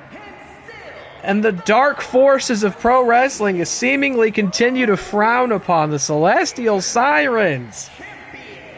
I can disbelief that Hank Hill, who is not in the Twitch division for the Heritage Heartbreakers, has just now gotten them points for defending the Twitch title. Truly ridiculous. How do we get out of this? It is heartbreak season. And I did truly believe that was the Fiend's match. That he would be leaving Twitch champion tonight. But Hank Hill working the crowd. We love the Fiend. It's fine. We love the Fiend. And you gotta love Hank Hill, who is still the Twitch champion. Hank, we got a lot of show left, please. The chat thought it was the Fiend's night as well. Oh my God, sorry. It's gonna be the last show I ever call. Gonna have to wheel me off to a local medical facility. Oh God. Well, we wouldn't want anybody to know where you are. Hank, I think Hank is in as much disbelief as anybody with how long the celebration's going on. I gotta say, and Connor's definitely not happy in the chat because this is the guy he dropped. Again, Hank never won a single match. Happy. He was the only person who bet on the Fiend. Or bet on Hank Hill. The Hank had never won a match, got the Twitch title, dropped by the Cryptic Cowboys, picked up by Chris Anthony Lopez, wins his hardstyle invitational match, defends the Twitch title, and he did all that without a promo stat boost. I mean, there's just something in the water over there at Heartbreaker HQ, and it is resulting in a lot of victory. I mean, goodness gracious. I did not think it was going to go that way, and that's WATCW in a nutshell for you. You just never know which way it's going to go. Nothing is guaranteed in your premier virtual wrestling league. Well, it's definitely not the start to the night that the Celestial Sirens are hoping for. It's not the end of the night by any stretch. But, boo, ew, boo. Finn Balor, boo. Demon Finn Balor, now that's somebody whose luck hasn't changed under a new faction banner. We'll see how it goes tonight. Roman Reigns. Come on. Finally back. Roman Reigns, we hadn't seen him since he lost to Callum Drift at the Fight After Christmas, which really to me marked the change in luck for the real wrestlers. I mean, because everybody else went. I love the Titantron, the way it's cropped. It says his name's Manrig. Also, is he supposed to walk down those steps? Or Romaines. Romaine lettuce? Of course. Say Manreg? The Manreg Romaines. Was that like floating there for a second? I don't know. He's showing. Of course, those are the iconic steps of Arena Mexico. You know, CMLL, shout out. Walking down the steps, very iconic. Matt, look out for you get your fucking face blown up by those fireworks. Holy smokes. Jesus. Also, CMLL, I see somebody is taking a side in the faction warfare in real life. Damn. Somebody's an AEW mark over here. What else am I do? Cheer for Mr. Iguana? Yeah. Yeah. like come on. Okay, in all seriousness, alright, we're going to turn back the curtain here for a second. Obviously, completely forgot that the actual Royal Rumble is at 2 o'clock on fucking Saturday. Completely booked myself for something for work. He's double booked. Who do we think is going to win the men's and women's matches? And is AJ Styles moving to TNA. Yes. But beyond that. I admittedly have no clue. I've not been paying attention to it at all, so I don't know if there's like an apparent option. That's the thing. I just been seeing people complain about how the build's been terrible. Well, you know, when Jey Uso wins it for his second year in a row, it's going to be... I did see Jey Uso posted an Instagram story that said, "I'm gonna win the Rumble again this year," but he spelled it WHEN. I'm gonna win the Rumble again this year. I saw that. I was like, Jesus, dude, maybe this dude's and then Billy. He's gonna yeet. This dude's Billy Madison. He's gonna go back to school. 4 letters, 1 word. When? What are you talking about, man? 4 letters, 1 word. What? I don't know. I don't know. I have no idea who's gonna. Do you think you have any idea who's gonna win those matches? Well, I'm Is staring at one Roman's of them right entrance now. still going on? Yeah, he's the Yeah, ReelyMania it's champion. so- He's gonna soak it in. Oh my god, I have had whole conversations with my roommate.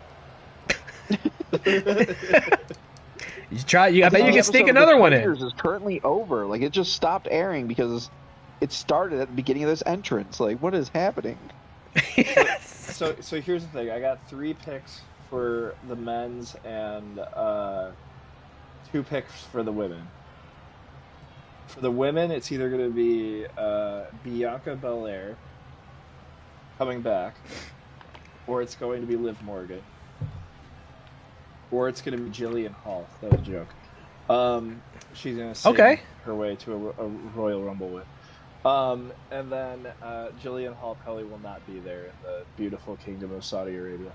And then for the men, it's either going to be Braun Breaker, Roman Reigns, or my Man dark Rig. horse prediction. Yeah, Man Ray from SpongeBob. No, my dark horse winner is LA Knight. Yeah. Yep. 4 letters, 1 word. Yeah. I should have led with that. What the hell am I doing?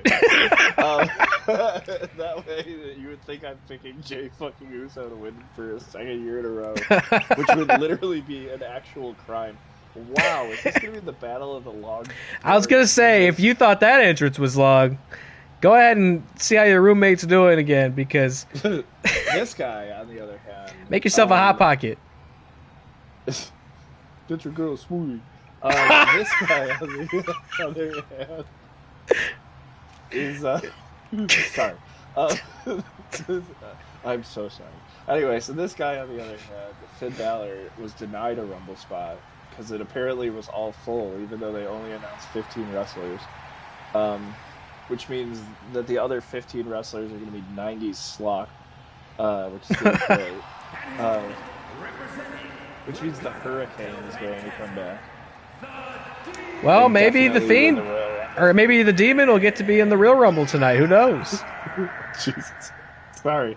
I was just thinking about your mistake there and going, wait, whoa, hold on. Well, maybe the Fiend will get to be in the Real Rumble too. I mean, Maybe the Fiend will be in the real Rumble. Yeah, no, sorry. no. Mr. Iguana's my backup first pick. Mr. Iguana? This could be Mr. Iguana. Dude, if we could, honestly. Well, did you know that in AAA there is a demon puppet because they went over to the Judgment Day went over to AAA to like feud with Mr. Iguana and whoever the hell he's teaming up with. And there is not only a Mr. Iguana puppet, but there is a demon puppet as well that you can buy, surprise, surprise, on the WWE shop. We need puppets. I had one. I had a featured films puppet for a little bit. That's right. Um, Salty Cinnabite puppets available at Salty WATCW Cinnabite. shop. yeah, it was originally exclusively available on WrestleHub, but Well, maybe it's on Lucha Hub tonight. I couldn't say. Lucha Hub, oh god.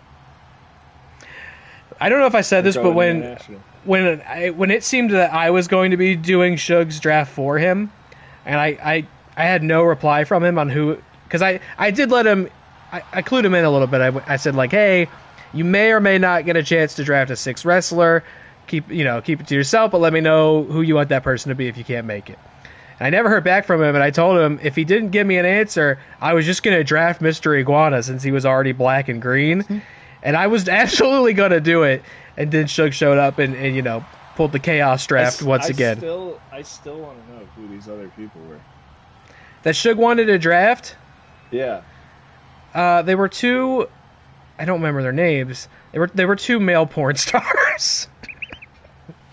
I don't remember their. I didn't. Okay, so I didn't know who they were, and I vetoed it on the basis that they were definitely not going to be in the community creations, and I did not want to have to make 2 male porn stars, and then continuously use their names in promotional posts for WATCW. I just, that's not the direction we're going in anymore. There was we were all joking that Johnny Sins was one of them. Was he? It might have been. I don't. We were literally saying that on the stream. So here, let me go look. All I'm saying is, if it got leaked out like that by us, it should have just been said on the stream. That's all I'm saying. Let me see. I'm sure I don't have to scroll back that far. With pictures as well. We need picture representation of what Suge's characters were like. Let's see. No, he said, I want to do John Holmes and Peter North. And I said, I do not know who that is. And then he said, male porn stars. Let me look it up real quick. Oh, God. No, I'm just kidding.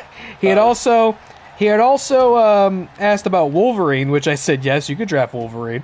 And he didn't. Oh. And then he also asked if he could draft the Schmominati, a non-defined fictional character for the Movie Trivia Schmodown, and I said I don't even know where I would begin in making that, so no.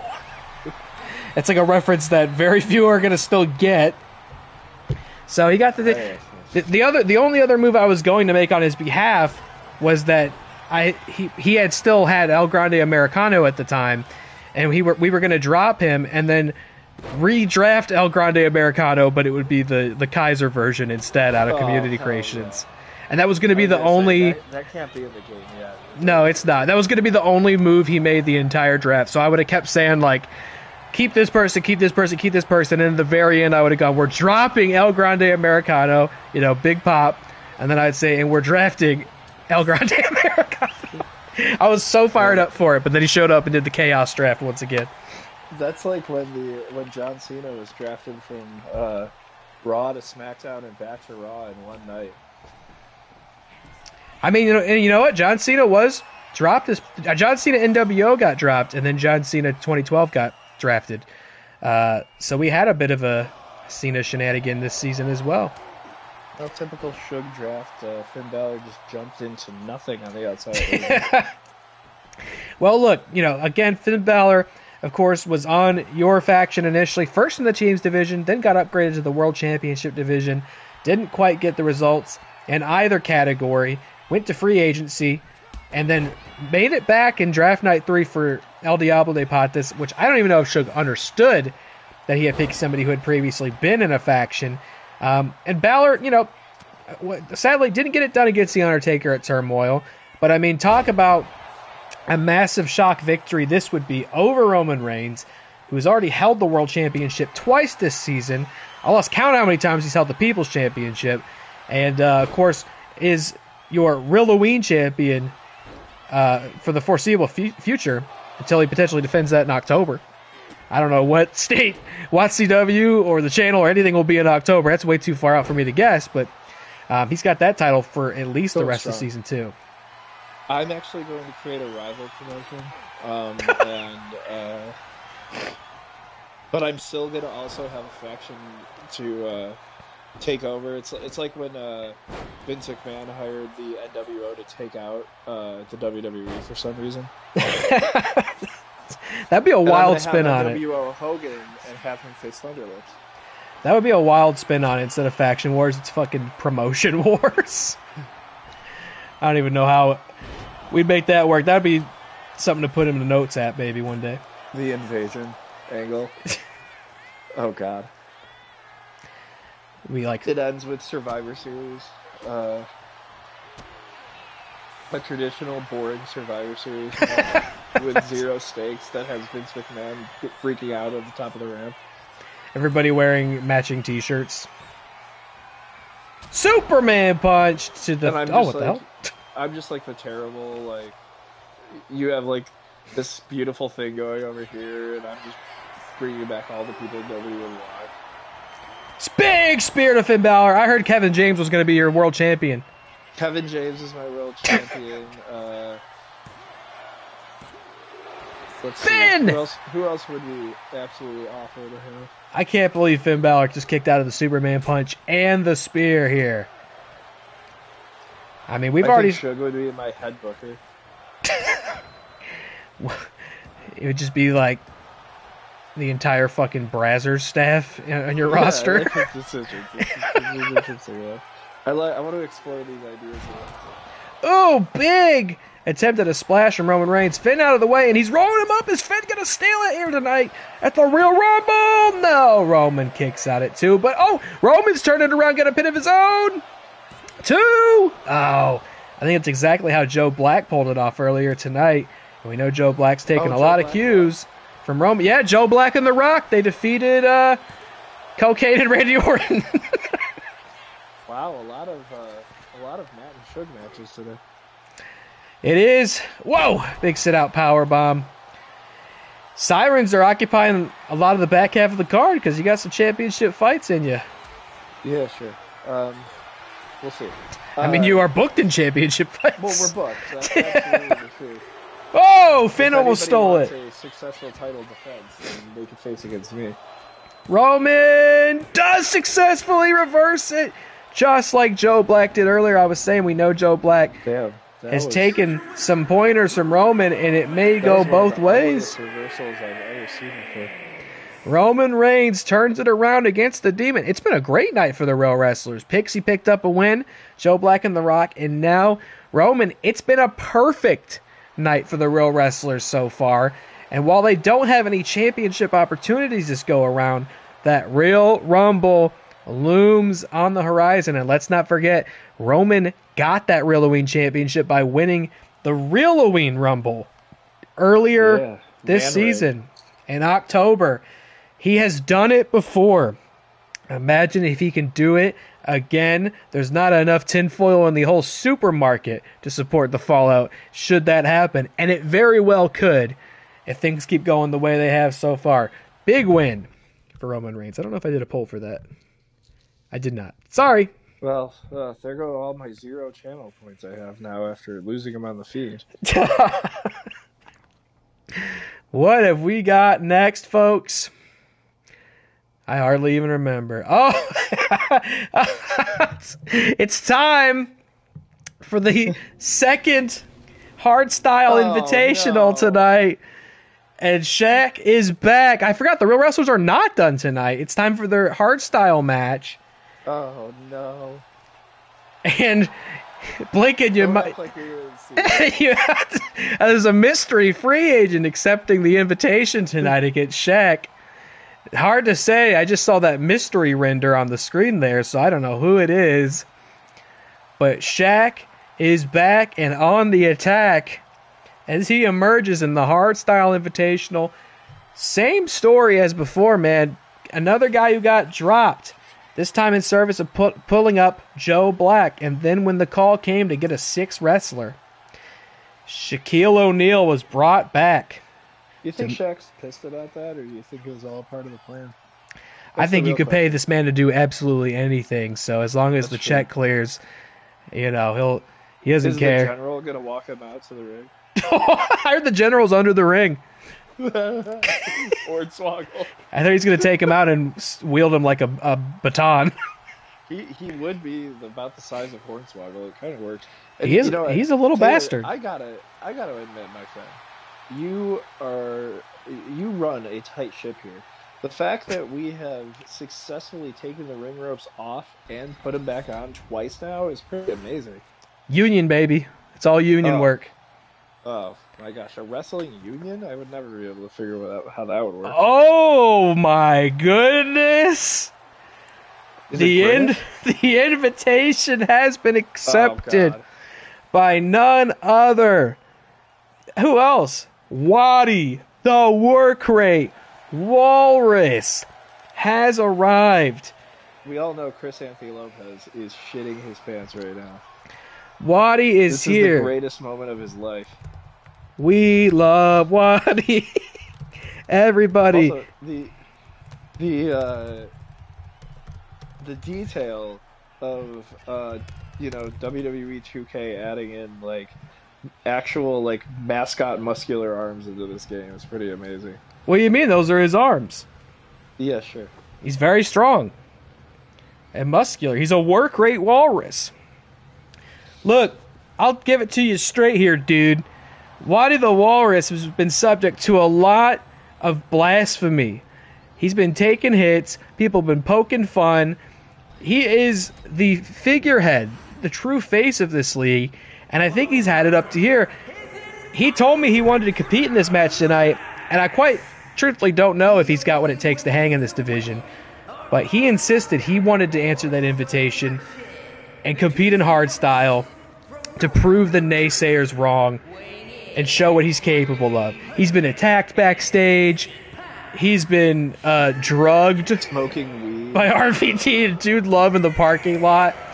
Attacked by the Sword. I don't think he's as pure as you think that he is, but that's just me. I think he's beautiful and pure. He showed up in the fight after Christmas main event match. Didn't win there. And now it's actually his true and proper one-on-one debut tonight against Shaquille O'Neal. Here we go. Oh, and he takes a big elbow to Shaq. Bounces right off of him. This is the real deal. Look, I'm telling you, people underestimate Waddy. They do think he's just a silly little mascot. No, man. Do you think we would just let anybody represent WATCW, Mind, Body, and Soul? We would just take any old mascot off the street? No, sirree, Bob. We would only allow one of the greatest in-ring competitors to embody this league, Mind, Body, and Soul. And he's going to prove it here tonight, even though he's being put in a torture rack by Shaq. The torture Shaq? Difficult to say. Oh, and he keeps taking it to Shaq, but that is a big man, and he's having a hard time putting him on the ground. Shaq just seems to have an answer for everything Waddy's throwing at him. Whips him to the corner there. And mind you, whoever wins this match will go on to the semifinals to challenge Mr. X and the Hardstyle Invitational. So whoever wins this has got big bad things on the horizon. It's going to take... Mr. Iguana. Mr. Iguana is not in this league. He's not in Arena Mexico at all. But we are living it up here tonight and having a great time in Mexico City. Shaq has got Waddy the Walrus on the outside. He's whipping him around. That last one we saw was brutal between Mr. X and Ada Wong. I mean, they really put everything out there. Hard hits. And oh, here we go. Waddy started to knee Shaq in the side of the head. Waddy busted Shaq open. I've never seen Waddy move like this. I think he's been watching some new tapes. He's been practicing some new moves. I mean, look, Waddy never wanted this, right? Like, he was not trying to get his hands dirty. No. Ooh, gets a knee back from Shaq. And a clothesline at that. Now he's working Waddy's shoulder on the mat. But Waddy turns it around. I don't mean to be biased, by the way, but I mean, I can't not be on Waddy's team. I can't not be on his team. That's my league right there. Oh. Waddy. Oh my God. Shaq. I think this is going to be your last stream. Are you going to be able to do this again? I really don't know.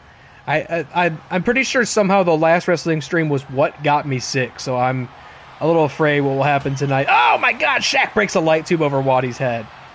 I just couldn't bear to see that He sent Waddy flying and his head clipped the barricade. That was crazy. Unbelievable. Good thing he has strong walrus bones. Oh, wait a minute. Huge walrus bones. Swinging neck breaker to Shaq. Oh my God, Waddy's got the... Whoa, the stomp! Waddy just stomped Shaq's head into the mat. This is Waddy unleashed. Oh, but he's getting a huge choke slam for his trouble. Shaq takes it back to him with the choke slam. And the ref's not calling for it yet. Shaq's going under the ring for a chair. Oh. Come on, Waddy. Oh, damn it all. The ref's calling for it. Unbelievable. What a night for the real wrestlers. Shaq using the chair. Knocks Waddy out. The ref's calling for it. And that is another 3 points for the real wrestlers tonight. Damn it. I don't want to be biased, but I'm cheering for Waddy in all moments. And I know this meant a lot to him. He's been subject to a lot of harassment and unfair criticism as of late. And I know he wanted to go out there and prove that he can hang with the best of them, that he's not just a cartoon character or, the face on the cover. He is the heart and soul of WATCW, and I suspect he'll have another chance to prove that true to the WATCW faithful, who should really, even in spite of that, give it up for him. Give it up for him. Great. How's the poll looking? Nobody chimed in on that one. All right, fine. Next up, Threats to Shaq. Are we really cheering for him? I don't know. Sounded like it to me. I mean, it sounded like somebody was cheering for him for sure. I mean, it was like a cacophonous roar. Yeah, it just kind of sounded like a shill is what we would call it. I don't know nothing about shill. That. You better get your head in the game here because it's time for the tag team championship match. I'm gonna step away for just a moment. I'll be right back. Oh, you're gonna miss the greatest entrance of all time. That's fine. I mean, here they come. Speaking of here they come, holy shit, here they come. We are very excited to be a part of this tag team match right here. I mean, it's going to be amazing for us to hold those tag team titles. Howie, mother, farting, bling. Holy shit, he's gonna come. We are so excited. When I picked these guys, I knew that we needed winners in order to be able to make this happen, make some form of a comeback. And who else but people who always end up winning in the end in Marty Mauser and this guy right here. This guy, the outstanding Howard Raven.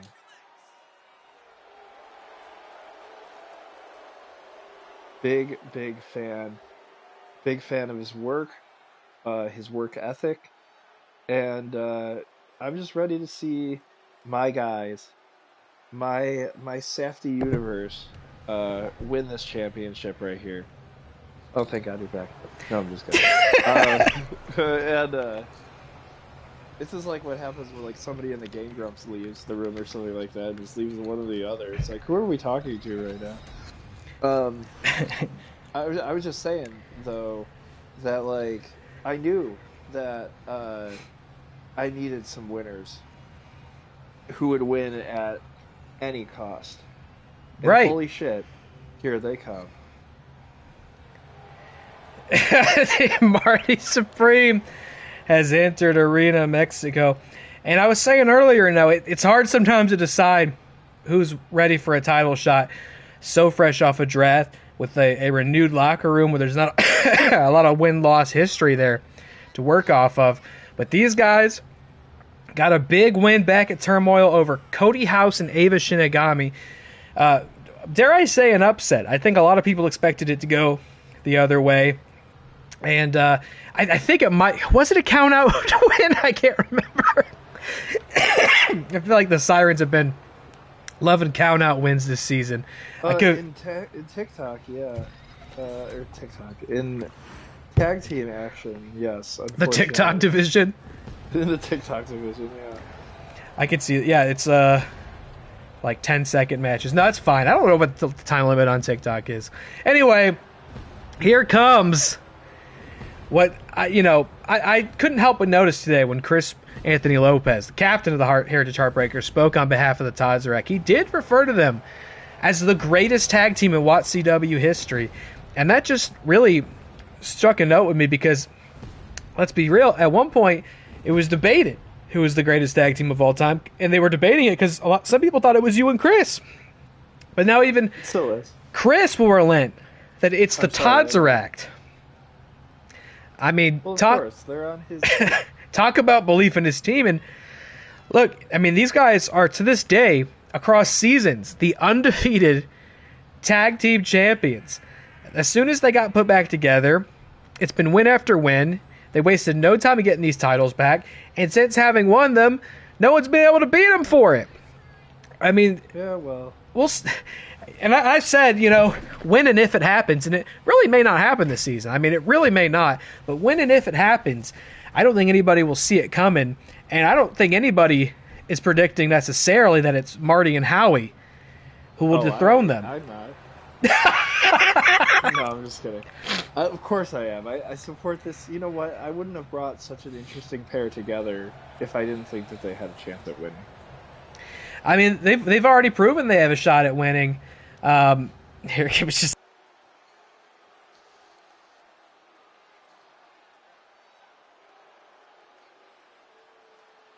Oops. Sorry, child asking me for ice cream.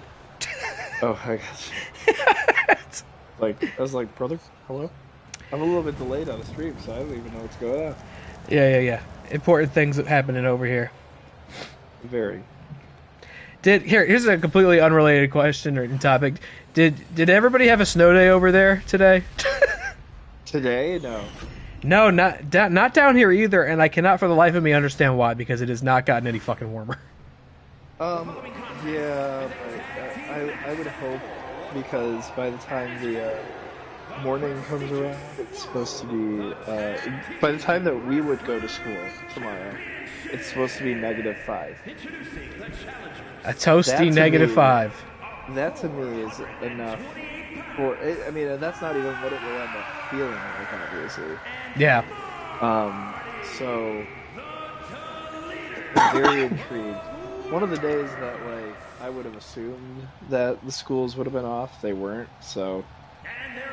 It has been, they've had off all week until today, and we just called them off anyway, because we're like, it is the same temperature, if not lower than it's been all week. So if you call off Monday through Wednesday, I don't see how they're going to, and we're going to call them off tomorrow too. We're just going to hope that we can, that next week's going to be better. I don't know what they were thinking, but it seems a little silly to me. Yeah, I agree. Anyway, here we go. Tag Team Championship competition here, folks. The Todzarek, the current tag champs. Sucks. This weather is miserable, and we had a episode of Everyday Dread that we filmed on Saturday at this place called Schoolyard Studios, and it took a little while for us to finally get to actually filming it, finding a day that we actually were able to. And my lead actor for it, or one of my lead actors for it, came from Detroit. So I was like, okay, so it's gonna snow on his way home for some reason, and I'm like, what are the odds? And luckily, we were blessed with no snow that night up until maybe 2 in the morning. But by the time that the snow actually came around, he was long home, which was wonderful. But yeah. This weather has been not my favorite, but at the same time has earned a few days off here and there. It feels like I live somewhere else. I left the house today for the first time all week, and just driving around and seeing the immense piles of snow. I just felt like I was not even in. I mean, we used to get pretty extreme winters here, but that's not really, at least in my experience, all that consistently true anymore. At least not how it was when I was a kid. And so now when you get a storm like this, Gotta forget what it feels like. It feels like I'm somewhere else entirely, up in Canada or some shit. Not that I've never been to Canada, except when we went there for Survivor Series, War Games in November. War Games. Oh, Canada. And now we're down south here in Arena, Mexico, where the Metarract stands in firm control of this World Tag Team match. Oh, Meta did not quite get all of that, but did send Howie to the mat. Again, Metarract undefeated World Tag Team Champions. Will Howie and Marty be capable of pulling off the incredible upset? Not only would they become tag champions in doing that, but, I mean, they would make history. They'd be the first team to actually defeat these guys. Oh, what a kick. As they should be. To Howie's chest. I mean, that would truly show. Oh, wow, that is incredible. What a sequence that was. Put Howie down. He tried to get the hot tag. Meta gets to the outside, knocks Marty off, and then springboards back in and hits. I mean, that was crazy. That was pretty crazy, yeah. That was the mark of a man who's one half of the greatest team that's ever competed in this league. The Metarract has just been nigh unstoppable. And to defeat them not only would make you a champion, but it would make you a trailblazer in of itself. Though I will remind everybody, by way of that sneaky little Radis rule, when and if the Metarract loses these titles, they will be owed an automatic, contractually guaranteed rematch for them. So it's going to take more than one match to get these guys out of title contention. But you got to even just beat them one time. And Meta is just kicking the shit out of Marty. Yeah, well. Are we that surprised? You know, look, by the same extension, you know, I thought the Fiend was going to be victorious earlier tonight in that Twitch title match. And, cards on the table, I think Metarract's going to be victorious here. All that to say, I am not always right. Hell, I might even be often wrong. You can never say for sure what will happen, especially in a tag team match. There are just so many factors at play in WATCW's tag division, and you could make a mistake that you didn't even see coming that'll slip up and lose you the match. You just never know. Metarract have been pretty bulletproof to those kinds of errors and surprises, but everybody's number gets drawn eventually. Will it happen here tonight? Will Howie and Marty walk out of here World Tag Champions? Is going to get drawn tonight in the Real Rumble. Oh my! Double suplex to Meta. I don't even think Dilly's been in this yet. He's got to tag out to Dilly, the new People's Champion. DillyTodds on the apron there. Oh! The new People's Champion. Howie sent him off the apron. Yes, in our opening contest, DillyTodds did defeat the Loveland Frog and Stone Cold to become the People's Champion. Man, it was a beautiful moment with that Loveland Frog, that stinking frog. Well, yeah, again, he may not be the People's Champion now, but he is the first one to ever hit a super finisher in this league. And that was a moment we'll look back on very fondly. Was the move called the Ribbit? Maybe. It looked, I just referred to it as a 450 frog splash because that's what it looked like to me. And, of course, it would be a frog splash. Every splash he makes is a frog splash, no matter how many spins he does beforehand. Right. I mean, that's very true. Now Howie's stunned on the outside. A 69 frog splash would be a very fitting thing, I would imagine. That sounds like a Lucha Hub category. Not that I would know. Wow! Springboard move from Meta. By the way, I noticed Dilly threw Howie back in. They totally could have tried to go for a count-out victory there. But Dilly actually picked Howie off the mat and threw him back into Meta, who's... Well, they're honorable guys. What can I say? I mean, they fight fair, you know. They're not going to fight easily, but they're going to fight fair more often than not. These guys spent half the season just trying to get back to each other, and now that they're there, I mean, I think they've got a stranglehold on those championships. Howie, by the way, seems to be busted open. I think I'm seeing some blood on Bling's face there. And again, I don't think Meta's even tagged out once this match. He's been taking both these guys at the same time. That's also on Lucha Hub, not that I would know anything about it. Standing lariat from Marty. Jesus Christ. to Metarract. Goes for the pin on Meta. Kick out at 1. At 1, we are so far from seeing the Todd's lose tonight. Nice fisherman suplex there. Dilly's in the chat asking, what are these goons doing? And it's true. I don't know. He might be taking the night off. Meta is just handling it all on his own. I mean, you might be... Oh, wait. He's going to the corner. No! He was going to the corner to tag and then seemingly changed his mind. What are these goony boys doing? Oh, that could be a good faction rebrand if you're tired of Celestial Sirens. You could be the Goonie Boys. Oh, God. Oh, Meta. Huge spinning kick. And Howie's in there right away to break it up. Again, I thought Meta was going to tag out. No, he had a whole move. I mean, God, you can't even catch this guy. Wow, nice springboard. He's flying around like a little silly guy. Marty has turned it around. Oh, he's doing the targeted stomps to the back of Meta.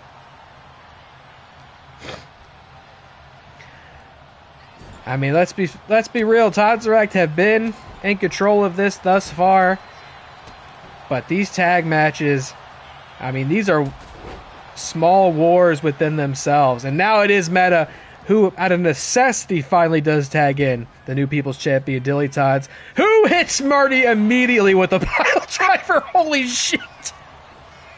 Is that enough? Ooh. Are they still the champs? Not yet. Marty gets the shoulder up. These Old Town Goon crooners will have to fight harder. He's what? This is what Dilly said in the chat. The Old Town Goon crooners. Oh. Could be a good tag team. That might be the new Todd's name. Apparently. Dilly going to the second rope. What's he looking for? Maybe a little axe handle. No, a crossbody. And Marty's hurting in there. And I think Howie's stuck on the apron. Is that enough? Dilly thinks it is. 2! Marty somehow got the shoulder up. This kid's got heart. He's got gusto. He's my guy. He's going to give it all out there. And Dilly's going to take it from him. Big body slam. Oh, now Marty looks like he's going for the hot tag. He does get it. Howie's back in. Howie will meet the People's Champion. This is he gave him a wet willy. He just gave him a brutal wet willy. And he's hooking the leg. Is he going to win off a wet willy? Dilly gets the shoulder up at 2. That's what I meant. You never expect to see a wet willy. You're not ready for it, and that could totally catch you off guard and make you lose your titles. What can I say? You're gonna come? Holy shit. Holy come, I'm gonna shit. Well, keep it. Wait till the match is over. Oh no. No, I'm just kidding. Dilly back in control, tossing Marty around. Dilly's looking great considering he was busted open and bruised earlier in that People's Championship triple threat. Haven't seen anybody challenge for that People's Championship yet in the chat, by the way. I'm just saying. I can't because I used all my money on the theme. Oh! Oh, man. Marty just narrowly kicked out of that. Howie was not going to get there in time. Your willy is very wet. WillyTodds. What do you think about that? Wet WillyTodds. Your willy is very wet. It's one of the most insane things I've ever heard. Wet WillyTodds. Tags out. Your willy is really wet.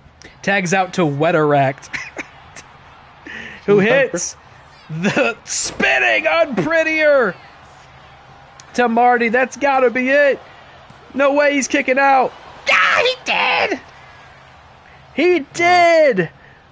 How on earth did Marty get the shoulder up? Just keep saying that. This is how we win. This is how I win. Oh, Meta doesn't get all of it, and that mistake's going to have to be the window that Marty escapes through, I think. Apparently not. Nope. I mean, Marty is living on borrowed time in there. He's got to get Howie back in, or it's just a countdown till the end, I fear. For some reason, Howie, tagged back in Marty, and I'm not really sure why. It seemed like he had a pretty good handle on everything. Maybe that's how he wins. No. Just no. Oh, okay. Yeah. No. Dilly locking in the sharpshooter, and I think that might be it. I can't see how Marty's going to get out of this. And indeed, Marty Supreme submits to the Metarract sharpshooter. And still, what can stop these two? Well, we just gotta hope that we, keeps her championship in her triple threat match tonight. Great. Well, it was a nice run on top for a little bit. The Heartbreakers continue to succeed, having defended the World Tag Titles. The Metarract remains. The Metarract is. And who could possibly rise next to try to challenge these two at the Elimination Chamber? I truly, as I sit here, don't know. What a match. We are certainly living in a world where those Heartbreakers are gonna pull this one off, I think. You got a good feeling about them? Just something in me is making me think that. Oh, cool. And here you go. It's the moment you're waiting for. I think mentally I've got this match in me. We'll see. I think that, I love you, brother, but being part of this league is just not good for my psyche. I'm just kidding. I'm kidding. I'll just cry myself to Is he okay? It's fine. Nah.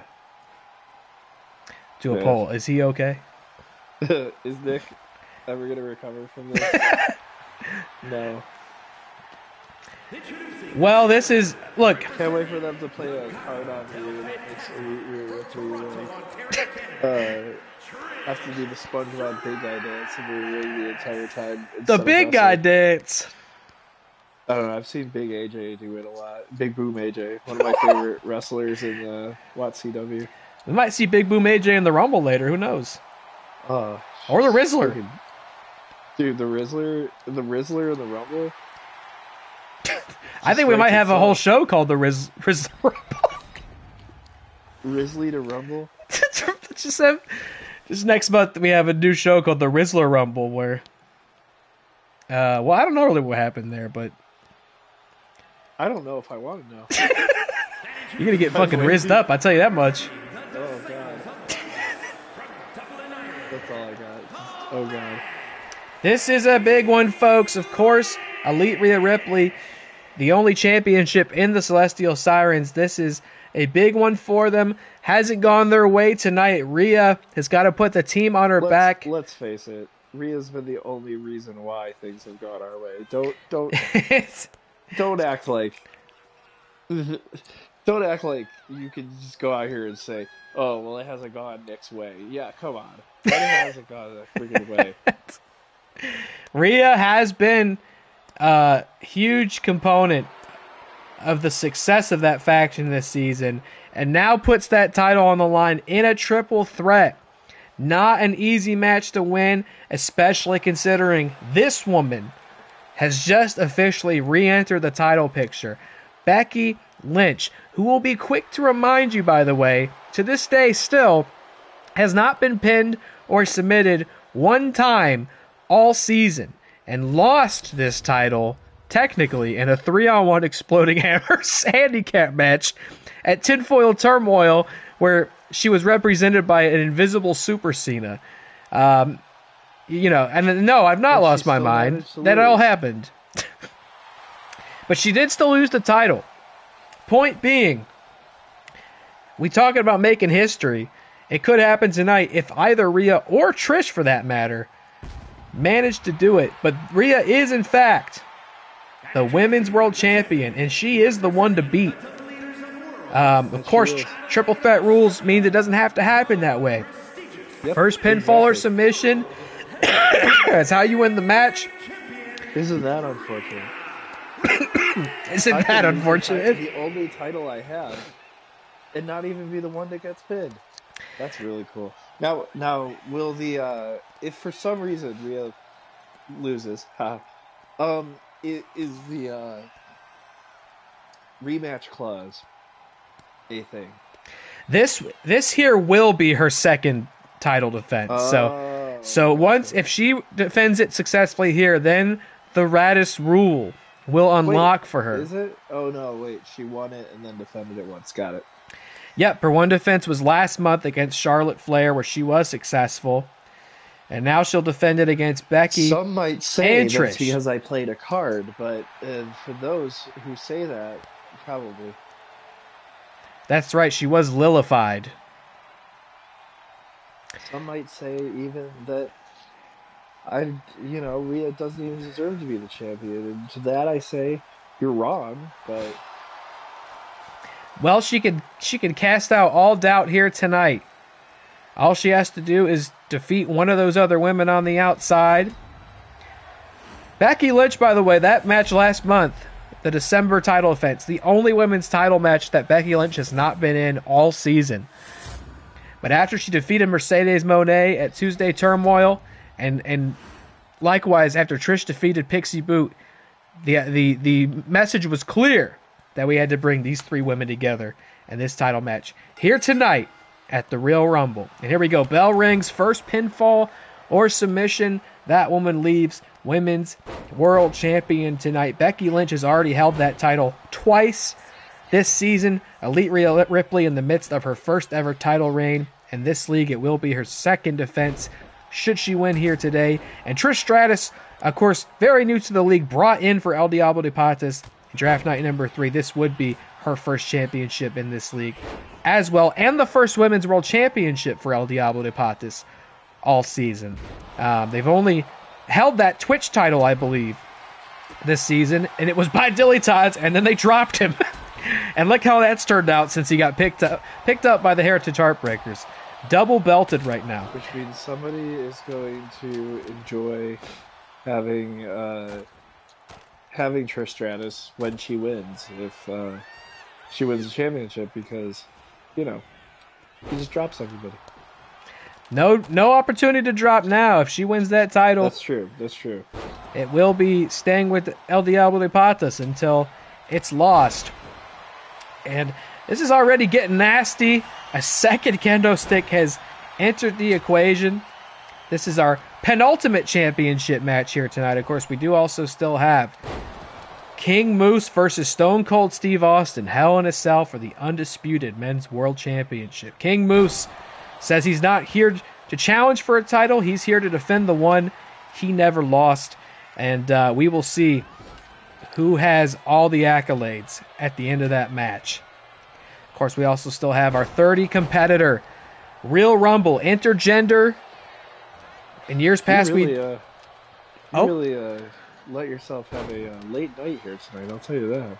That's why we started an hour early. I'm going to be honest, I'm probably going to have to hop off after this one. I hate to just, leave you like that, but... That's all right. I'm very interested. I mean, I'll hopefully be, obviously watching my phone, but, just, let's actually, we joke about giving Waddy all the credit, but I just want to give a round of applause for my friend here. Thank you.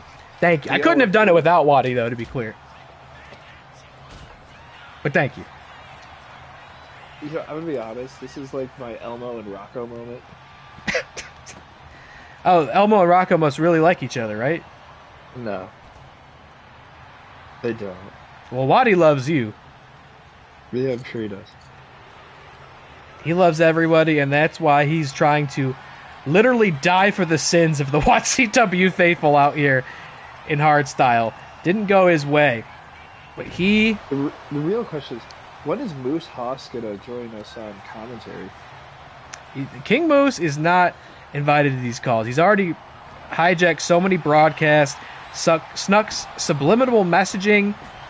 He's hijacked social media. He's uploaded secret videos to the WATCW Game and YouTube. He has no issue getting his message out there. He's not, especially after what he did to me on my birthday, he's not invited on commentary. He's banned. Okay, I was just curious if that was ever actually a possibility. I'm sure he would love to get on commentary to spread his propaganda, but he's banned. Taking a lull on the outside. Oh my God, Becky Becky didn't get all of it. She went to the outside to get Rhea and just beefed it on the mat there. And yeah, look, I am invested in that championship match. I mean, this has been just as much my fight as it has been Austin's, Featured's, and the Cenobites. I mean, it started with me, targeted by King Moose, who, in his own words, claims we've destroyed WATCW this season. That this is not the league that he built with his iconic, historic championship reign. That by winning tonight, he'll restore order and glory and honor to this league. You might think so. I mean, and that might make sense in his warped perception of WATCW, but quite frankly, I mean, this is a huge night for us, because if the Sword gets that title, I don't know what happens next, and it's all up to Steve Austin to stop it from happening tonight. Becky, fellow Cenobite to Steve Austin, body slams and if Rhea. he doesn't, Featured loses all of his points. I mean, yeah, we might be, whose line is it anyway at that point? The points may just not matter. We might be living in somebody else's world. I sure hope not. I don't even know if Waddy could get us out of that jam. He could do a lot. Trish going for the pin on Rhea, but Becky breaks it up at the 2 count. This has been back and forth all across the board here. These women have been waging war with one another. Becky, I think maybe was going to go for the manhandle slam. Rhea counters it. It's just the two of them in that ring now. Trish stunned on the outside. And those are the opportunities you need to capitalize on, excuse me, when it comes to a triple threat match. It's not just about winning. You got to do it while the other opponent isn't there to spoil it. And Rhea does hit Riptide, but Trish is waiting there with the kendo stick. That's what I'm talking about. Trish going to go for the quick pin after beaming her with the kendo stick. Is it enough? No, Rhea kicked out at 2, but barely, narrowly. I thought that actually might have been it for a fraction of a second. The preemptive sigh. It was always, we always will. I think we're right back to 0. All 3 women on their feet in the ring. It's all about opportunity. It's all about capitalizing. And they're back outside the ring. Trish going for the classic. I don't even remember what she calls that, but the classic. She got the classic. The classic. You know? She hit the classic. The regular. The regular. Oh.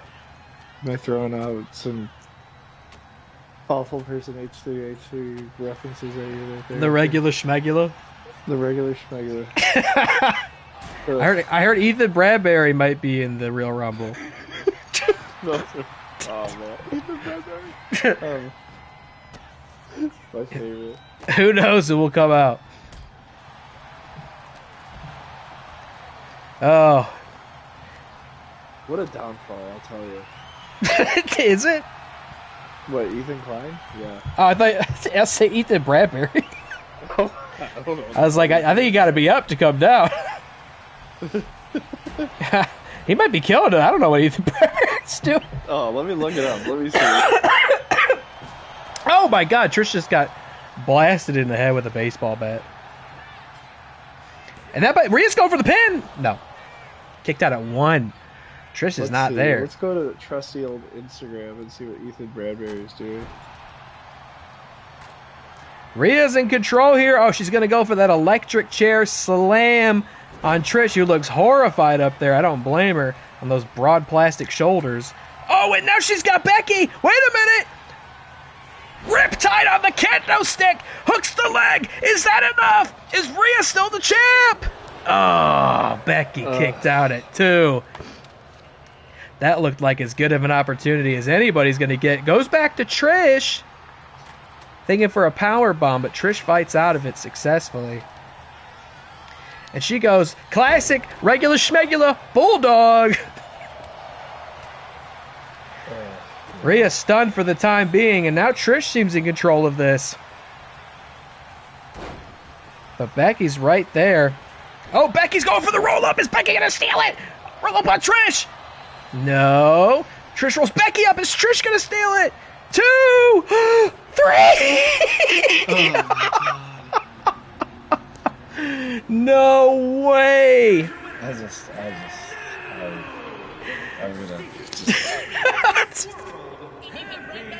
No. Trish Stratus wins the WATCW Women's World Champion for El Diablo de Patas, not Ethan Bradbury. You just unlocked a piece of my brain. I could lose, or I just lost my championship, but all I can think about is Ethan Bradbury. Trish Stratus brings the Women's World Championship to El Diablo de Patas for the first time all season. What a pickup at Draft Night 3, and what a win for the black and green here tonight. Of course, our heart breaks for the Celestial Sirens, a great triple threat, but neither Rhea Ripley nor Becky Lynch. Oh my God, wait, I just realized Trish Stratus pinned Becky Lynch. She did it.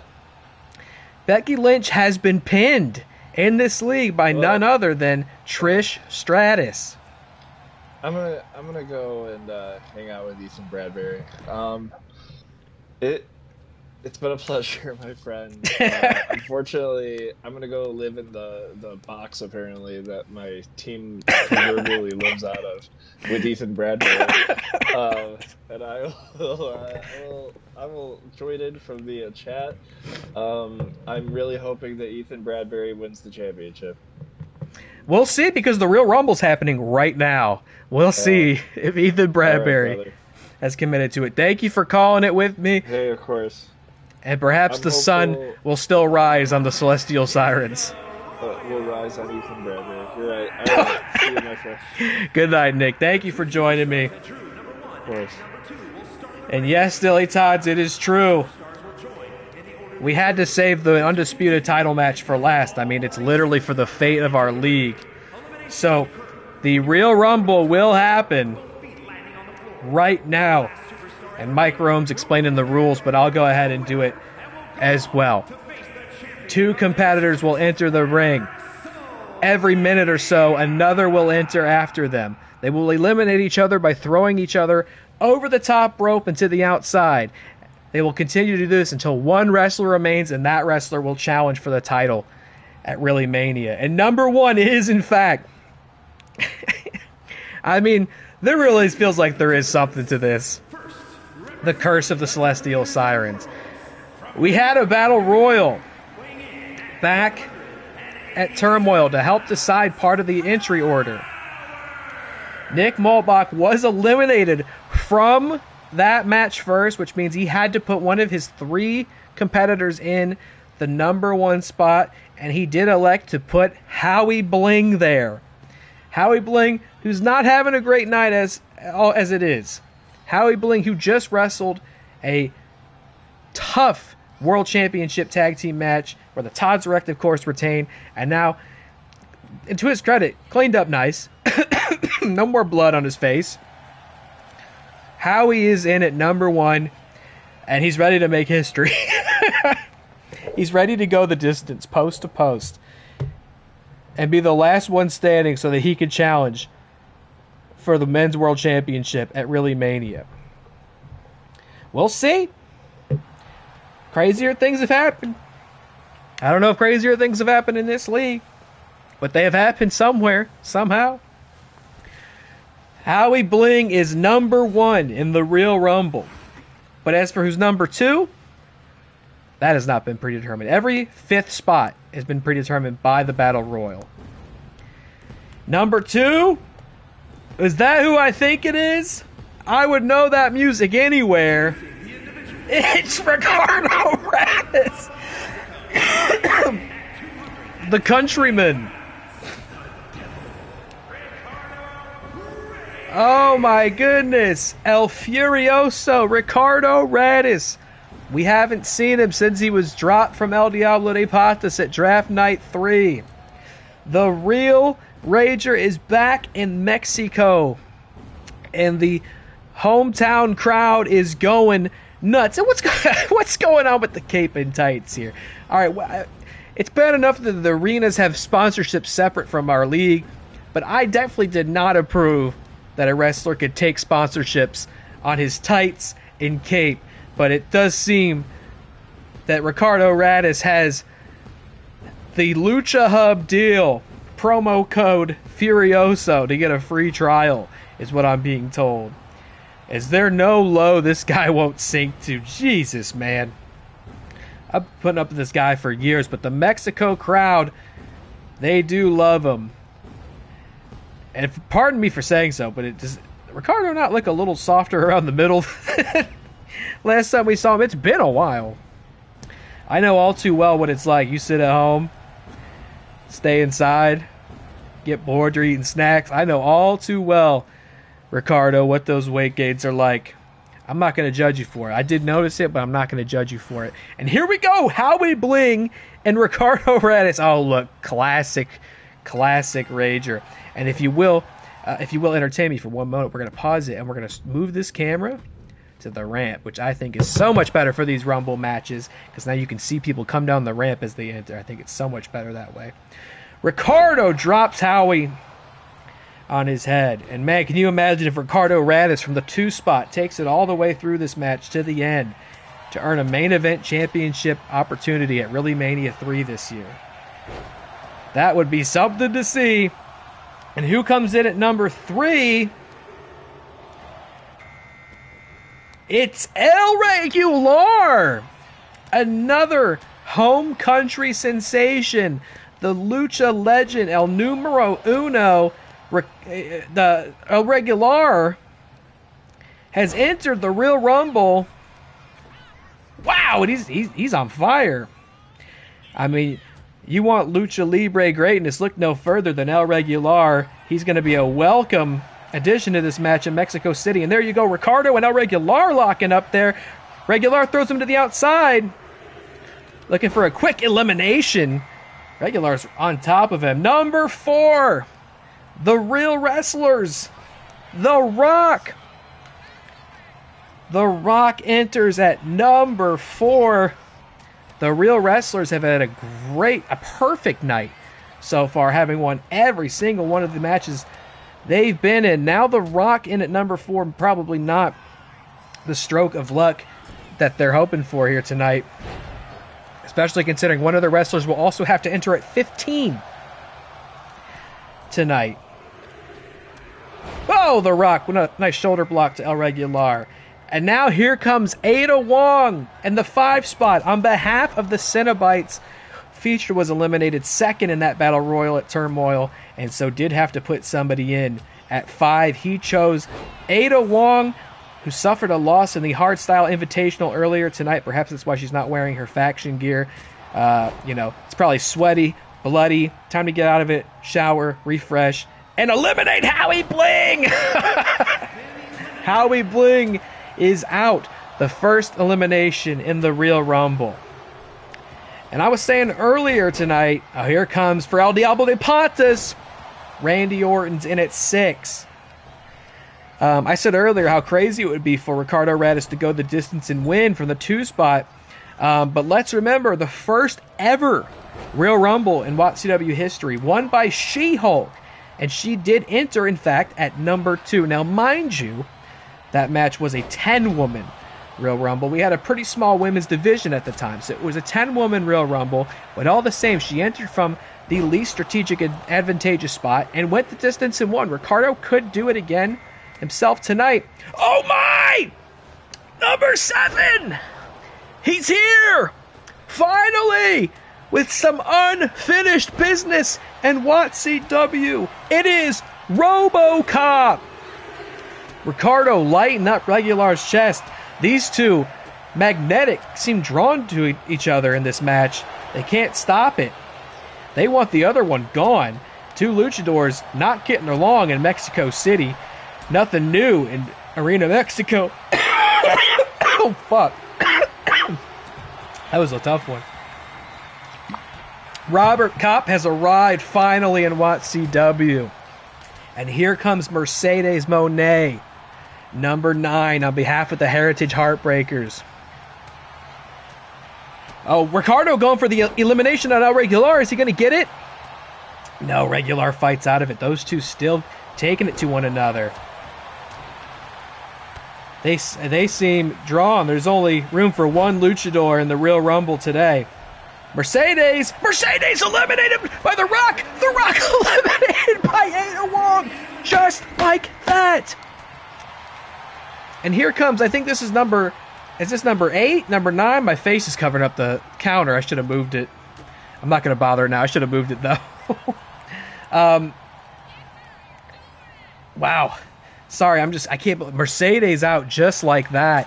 The first of the Heritage Heartbreakers competitors. And then The Rock as well. Another one out. They'll both have 2 more entrants. Now remember, Chris and the Heritage Heartbreakers get to put one in at 25. I mean, just couldn't be two opposite stories between the Sirens and the Heartbreakers. Nick, who has had no luck tonight, no success tonight, also having to put a competitor in at 1, where Chris, who seems to have nothing but success, gets that 25 spot. I mean, goodness gracious, I'm about to tinfoil myself. El Regular eliminates Ada! And number 10, Connor had to enter someone at number 10, and it is the Yeti. That's a big Yeti, and you gotta respect these big competitors in a Real Rumble. They are tough to eliminate, but that one just ate an RKO! From Randy Orton, RoboCop throws Regina. We hadn't seen Regina in so long, and we may not see her again this season. Oh, Randy Orton just eliminated El Regular! I know Ricardo's happy about that, but he wastes no time taking it to the Yeti in the corner. Oh, and here comes another big competitor that I'm very partial to. The Samoan Golem of Vengeance, Motu Ita, has entered his Real Rumble. Sorry. No more talking for the rest of the night after the show. Okay? No more. Oh. Motu Ita in at 11. And 12 is the Traveler. From Kronos the New Dawn. I do recall she had an impressive couple of matches earlier this season. Hadn't seen her in a while. And now she has entered the Real Rumble. Look at Motu Ita walking on the Yeti. That is a true kaiju fight. Robo in the corner with Randy Orton. RoboCop would certainly not be a friend to Randy Orton 09. He would definitely take his ass to jail. Look at Motu fighting off Ricardo. Motu's going to go for the Yeti. Oh, no, look at that's Pinky.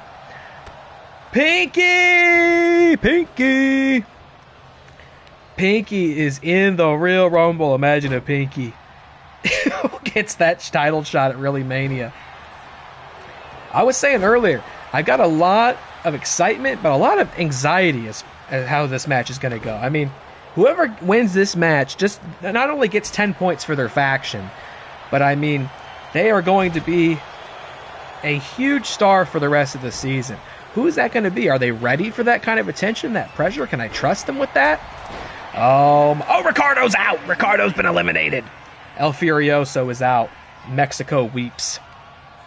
Mr. X, who had a great showing earlier tonight in the Hardstyle Invitational, defeated Ada Wong to move on to the semifinals where, I can now say, I hadn't thought about it, but we will see him take on Shaquille O'Neal in the semifinals at Turmoil next month.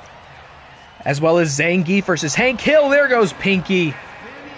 The still Twitch champion, Hank Hill. Yeti friendly fire, you're right, and that's something worth noting. It's every man for himself in there. Division or faction, at the end of the day, only one person can win this. Wow! RKO on the ropes to eliminate the Traveler. I'd never seen that before. That was crazy. So you will maybe see friendly fire in this match. Is it strategic? Does it make sense? Would I do it? No, I think it makes way more sense to team up with your faction mates, try to dominate the thing, and then, when you make it down to the final 2 or 3, you can start turning on each other. But here we go, 15. Matt was forced to put somebody in at 15, and risky, I would say, putting Roman there. Of course, Roman very capable of winning this match, won the Halloween Rumble back in October, but Matt had told me he would rather know he's there at 15 than risk him going earlier, and maybe there was wisdom in that. The Rock, also a real wrestler, came out at 4 and is long gone already. Mr. X wailing away at Randy Orton. RoboCop still in there. The Yeti, Motu Ita, who's next at 16. Another one I'm very partial to. The front of the line. Maybe not quite in front tonight, but still coming in at 16. Oh my God, she took a big boot for her trouble. Wendy Ferguson. The Motu Ita's in there too. Team OFB alumni. I'd love to see my kids team up here tonight. And Wendy's going to take it to Roman. Look, Roman at 15 could totally still win this, by the way. Oh, although he missed that neck breaker big time. The Yeti eliminates Motu. No! Motu Ita eliminated by the Yeti. Who's next? Mystico! You couldn't come to Arena Mexico without seeing one of the greatest Lucha Libre legends of all time. Mystico makes his WATCW debut. A legend in CMLL, and now has entered the Premier Virtual Wrestling for the first time. Mystico. How many are in the Rumble? What is this, your first day here, FeaturedFilms? 30. 30 total. Used to be able to do 40. They took it out. I don't know why. Orton is out. That's, I think, the first elimination for El Diablo de Patas, if I'm not incorrect. That's the first wrestler they've lost. Oh, how far? How many have come in? I think Mystico was 18. I'll make my face disappear for the next one so we can be 100% sure on that.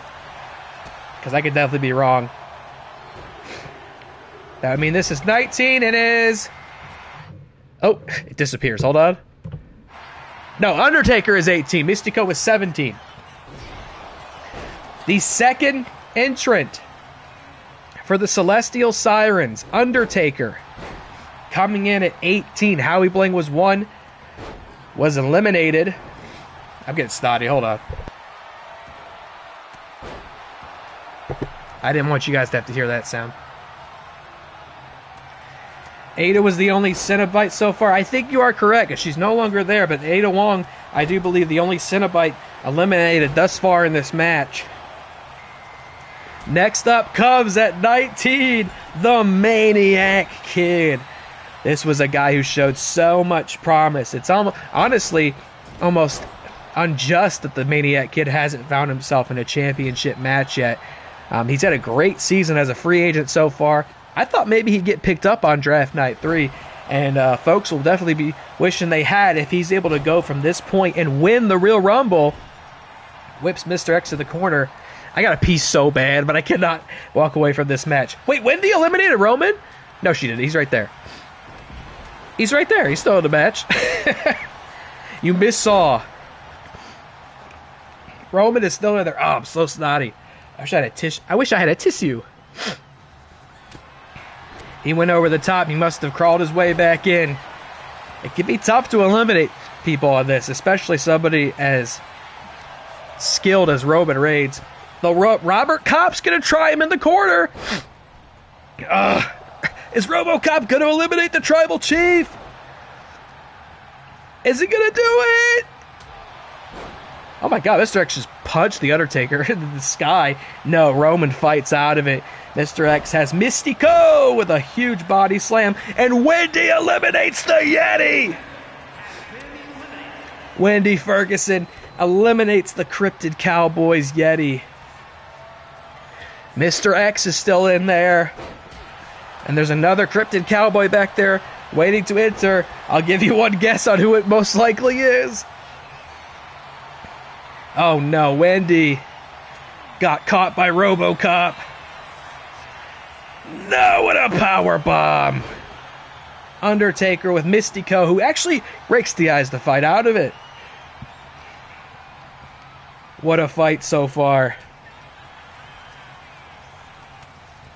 Who's next, man? Oh, RoboCop's out! Maniac Kid eliminated RoboCop. Oh man, what a good fight for RoboCop was in at what, 7? What a good showing. Oh, spear! Spear to Mr. X! Who is out next? This is nuts. Cocaine. Suge did indeed have to put somebody in at 20, and he chose Cocaine. Didn't have a successful tag match earlier tonight. Cocaine and Orton did lose to the Real Wrestlers. Damn. I think it was a percolator from Wendy there. Mystico's out. I missed it. Mystico. What a shame. A legend. Pretty sure he'll be back tomorrow in Arena Mexico. Just stay where you're seated. You'll see a Mystico match tomorrow. Whew. Roman, look out, Maniac. Whoa, and he did look out. He dodged the Superman punch. Wendy stunned in the corner. Who's coming in at 21? What a double team. Oh, my. Mr. X's former tag partner, no less. The former tag team champion, the Xenomorph. Pause for tissue and pee. Oh, it's the ad break. Okay, I will. I'll be right back. I'll be right back. Don't leave. We'll be right back.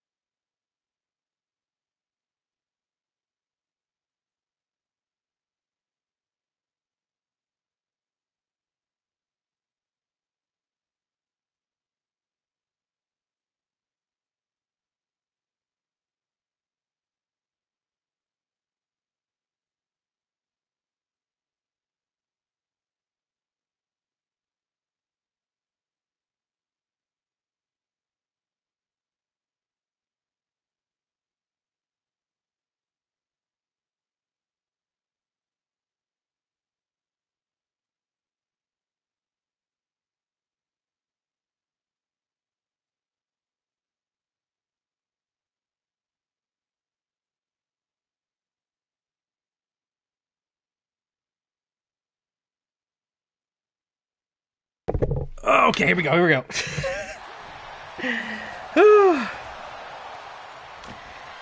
Good call. Oh, Roman's out!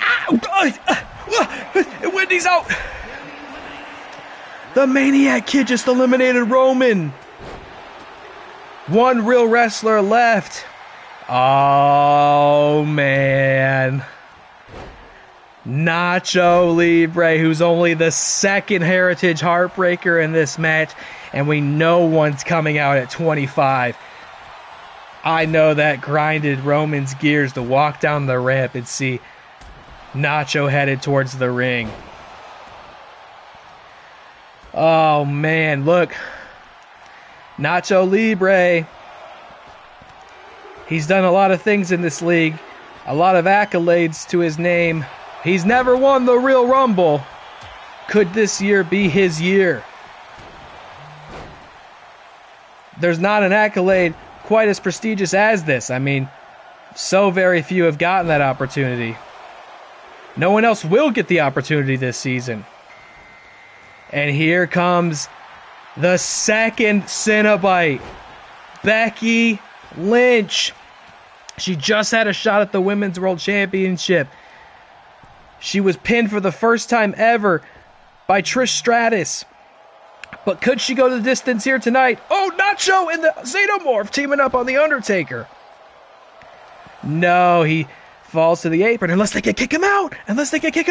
No, not quite yet. Undertaker's still in this. X still in this. The Xenomorph, Cocaine, Maniac Kid. And Mr. EliMac, the free agent, the Ronin, the faction hunter, and someone who has the rare distinction of having won a Real Rumble.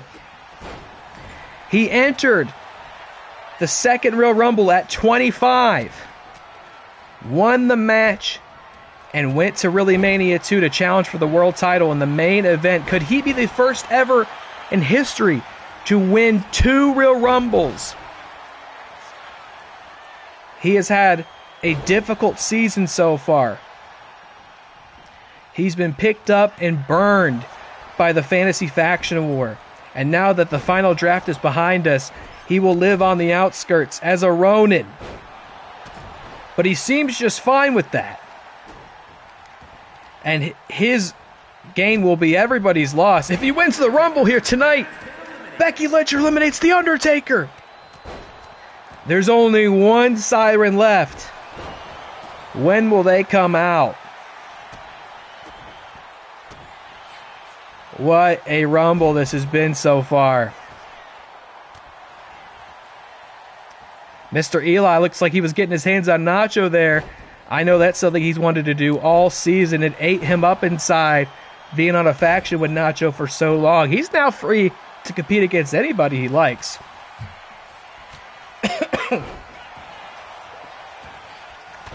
Oh, leg drop to the back of Cocaine's head.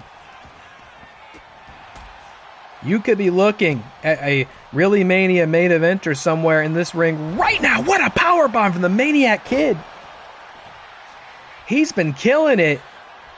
No way. No way he's going to do it. And he's not. Mr. X fight. Oh, Xenomorph kicks Mr. X. Is Maniac Kid going to do it? No way. Oh, my God. I thought he was going to eliminate Becky. He already eliminated Roman. Oh, man. Here it comes. It's tinfoil time, folks. John Cena in at number 25. Chris got to put someone there. He picked John Cena, and their eyes don't deceive you. 2 heartbreakers are in the ring right now. Stunner to Nacho! Eli gets the stunner on Nacho!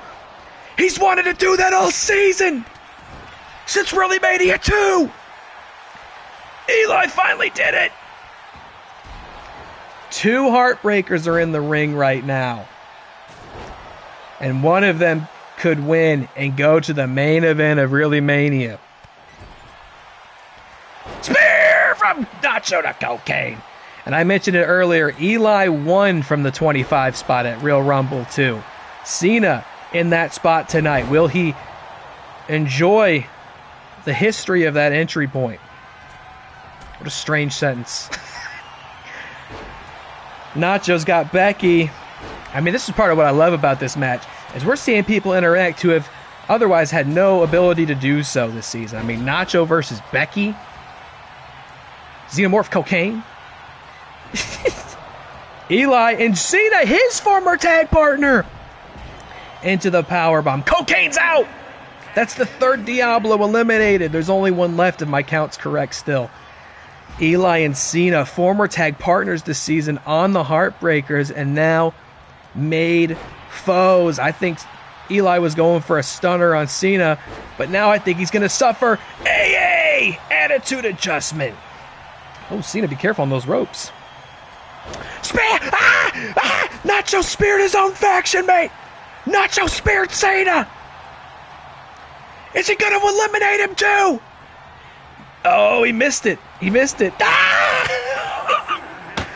Nacho went to business for himself and eliminates John Cena. He's going for Mr. X next. A lot of bad blood there. Oh my God, wait till Chris gets a whiff at this. Xenomorph eliminates Becky. Nacho eliminates Mr. X. What is happening out here? Who's coming out next? Cody Rhodes at 26. The last real wrestler in this thing. Suge Knight's in the chat. He's redeeming a People's Championship challenge. He will challenge for that title at Turmoil next month. Just got to let me know who's in it. And if my math's right, Suge, you have one more entrant in this match tonight, the Real Rumble. Not a lot of spots left. Cody Rhodes in there. Nacho, the Maniac Kid, Eli, and the Xenomorph. 3 wrestlers each. And there is indeed Suge's final entrant, Zangief. Zangief already, look, he's going straight for Eli because he knows that's somebody he can beat. Eliminated him from the Hardstyle Invitational at Turmoil.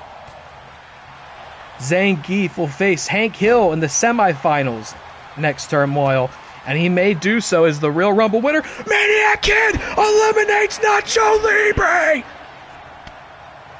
The Maniac Kid has eliminated Roman and Nacho tonight. The Heartbreakers are out of this thing. Here comes KaylaMarieTea. At 28 or 29, I've lost count. The Heritage Heartbreakers have been eliminated from the Real Rumble. And I believe that's the final Cenobite. Becky's out. Kayla has a shot at winning this for the Cenobites. That's true. Heritage Heartbreakers eliminated by their own hand. Oh, Kayla went for the Elim on Zangief. Mistimed it. He's getting back in. I know Eli would love to get his receipt on that. Oh.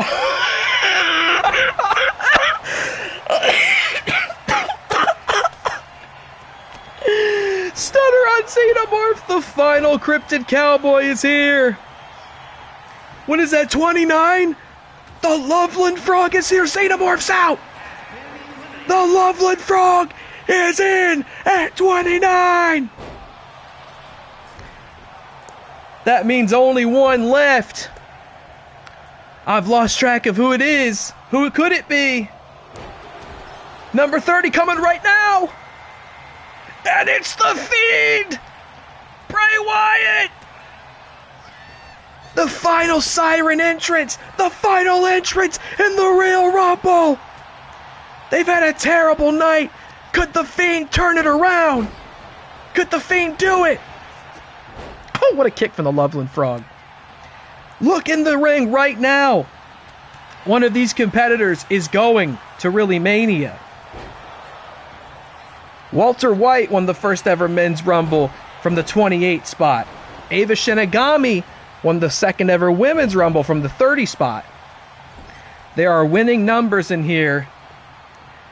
Eli, the Frog, Cody Rhodes, Zangief, the Fiend, Maniac Kid, or Kayla. One of these individuals is main eventing ReelyMania and challenging for the World Championship. Cody eliminates Zangief! Cody eliminated Zangief! El Diablo de Patas is out of the Real Rumble. Look at this line. I mean, the Maniac Kid, by the way, what a run this guy's been on. Eliminated Roman and Nacho and is still there. What did he have? Like 16, 17 entry? This kid is truly the kid. He's crazy. He might punch his ticket. Cody Rhodes, of course, no stranger to winning 30-person Rumble matches. This is his first ever Real Rumble. Can he get it done here? Eli has won a Real Rumble before, and he's still in this. The Fiend could bring 10 sorely needed points to the Sirens and a main event. Who's out? Who's out? The Maniac Kid! The Maniac Kid's been eliminated. Is Kayla out? No, not yet. Loveland Frog's going for Eli. Eli's out! a cowboy, a Cenobite, a siren, and a real wrestler. One of these four is going all the way and going to ReelyMania 3. Kayla, Cody, The Fiend, or the Loveland Frog? Who will it be? Wow, what a kick from the Loveland Frog. Crossroads on The Fiend. Cody has to go for an elimination now. The Frog's out! The Fiend's out! It's Kayla and it's Cody! Who is going to ReelyMania? Oh, Nick called it. The Fiend, unfortunately, does not win from the 30 spot tonight. It will be Cody Rhodes or Kayla challenging for the World Championship. You could hear a pin drop in Arena Mexico.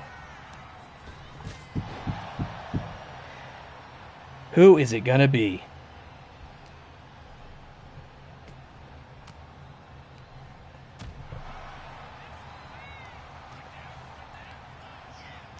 Cody throws her to the ropes. It's here's what's so interesting now is this basically becomes just a singles match. After all of that, after all the ceremony and suspense, 28 wrestlers out. This basically becomes a one-on-one contest now. Kayla off the ropes. Oh, Tea Party!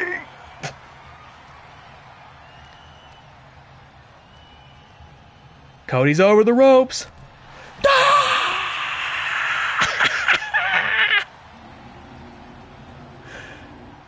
KaylaMarieTea!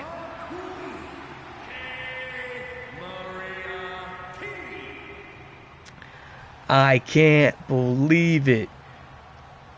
Dropped by the Heartbreakers. Defeated by Thunderlips. And in spite of it all, KaylaMarieTea does the thing that so few get to do. Add her name to the extraordinarily short list of Real Rumble winners. My goodness. What a pickup for the Cenobites. She's in the Twitch division, and regardless of that, she's going to the main event of ReelyMania, the challenge for the Women's World Championship. That's 10 points for the Cenobites. And it could be a hell of a lot more when the May Queen makes it to ReelyMania 3. Wow. What a win, Featured. What a pickup for you.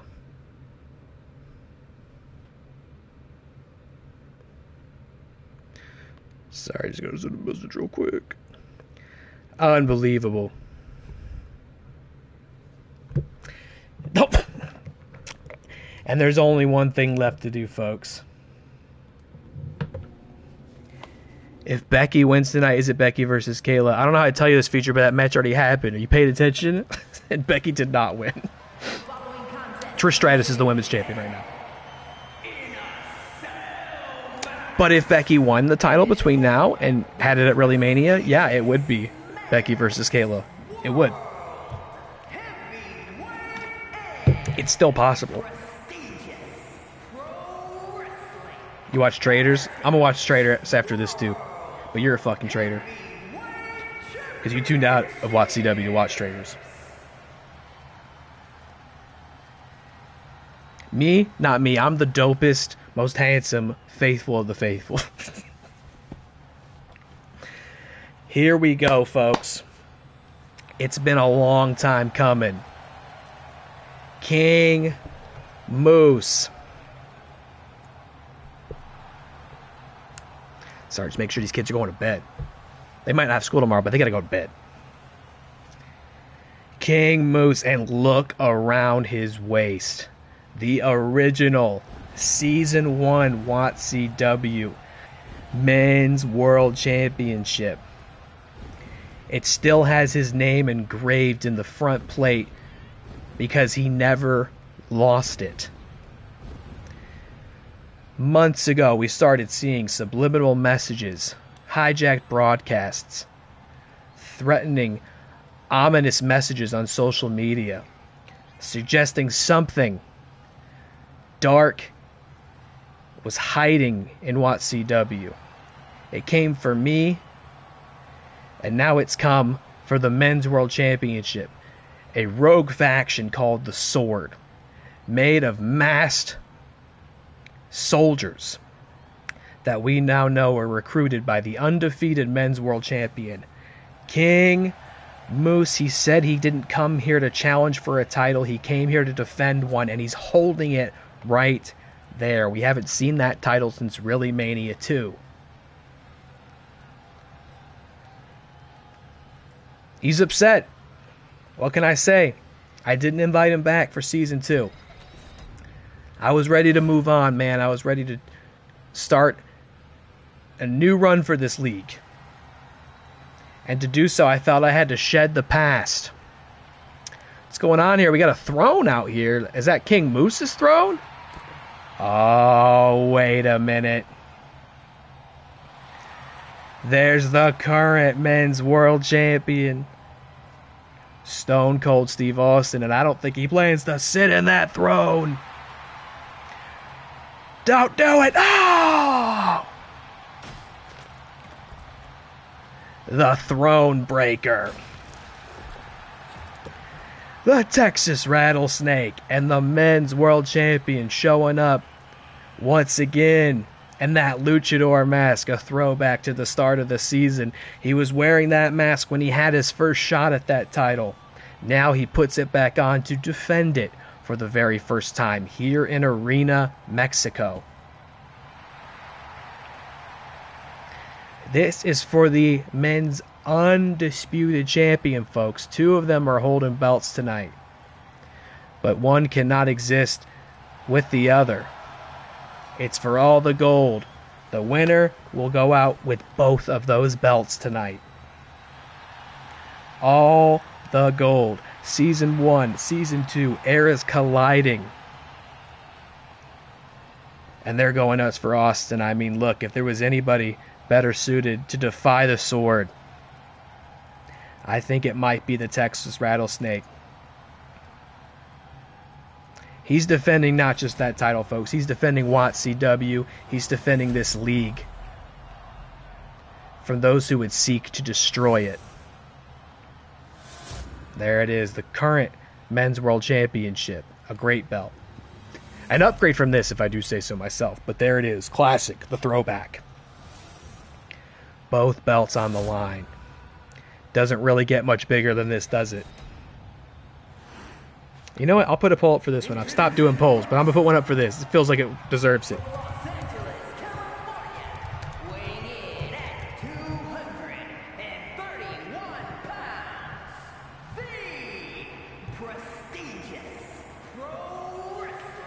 Here we go.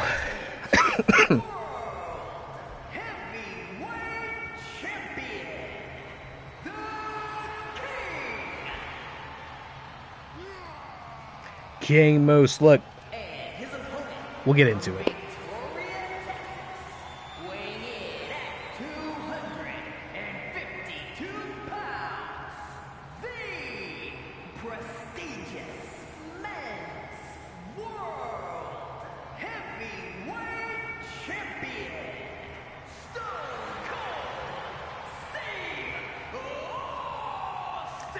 Featured bet 1K on Austin.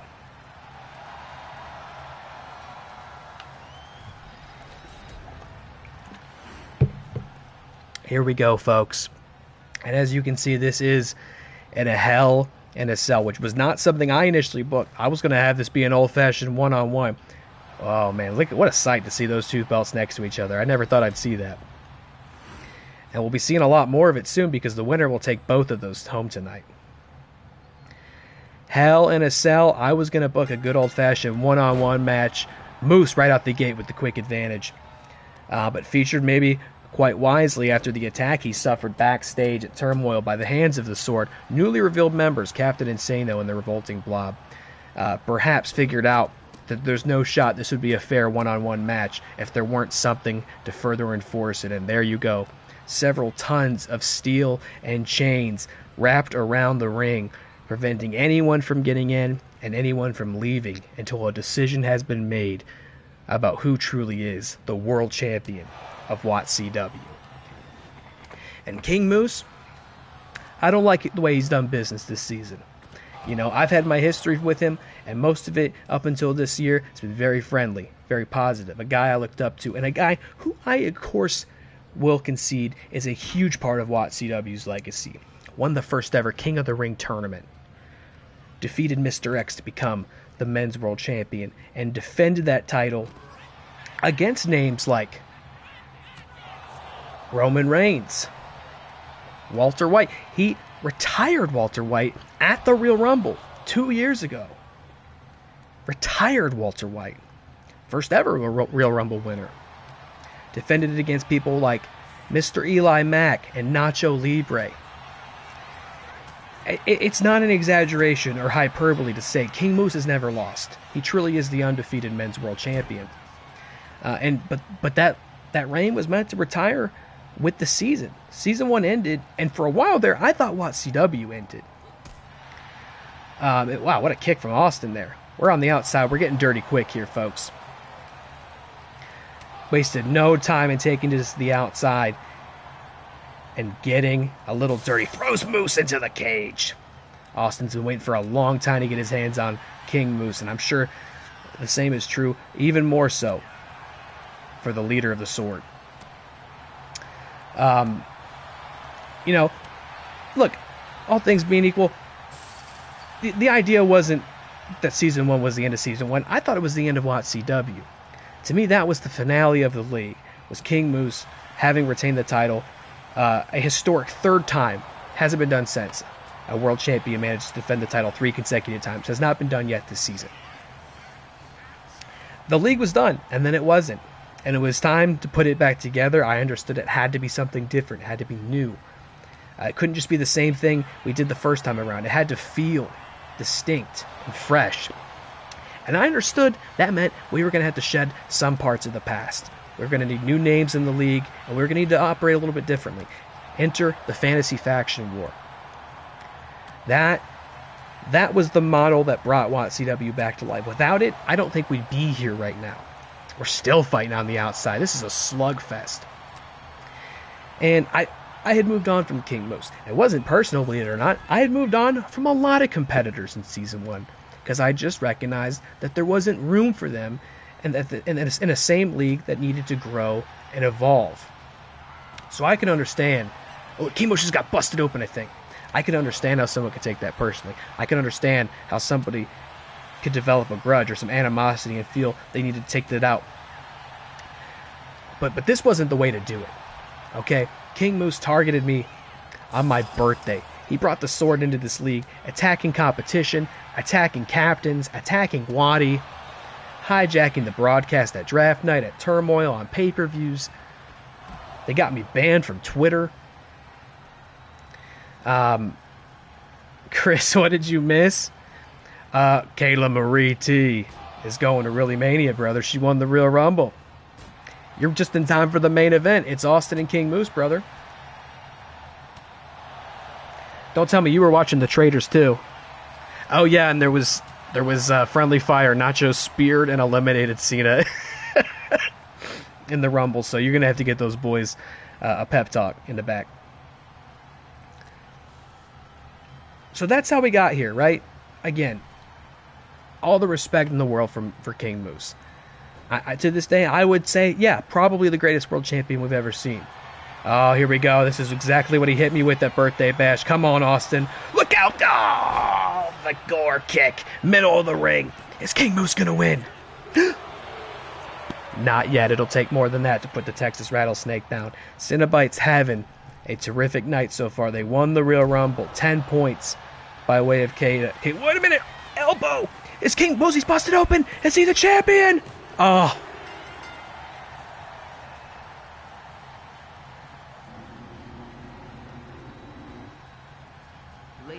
You gotta be kidding me. No. No.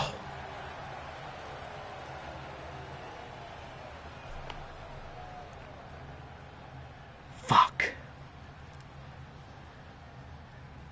King Moose is the undisputed men's world champion. Maybe he was right.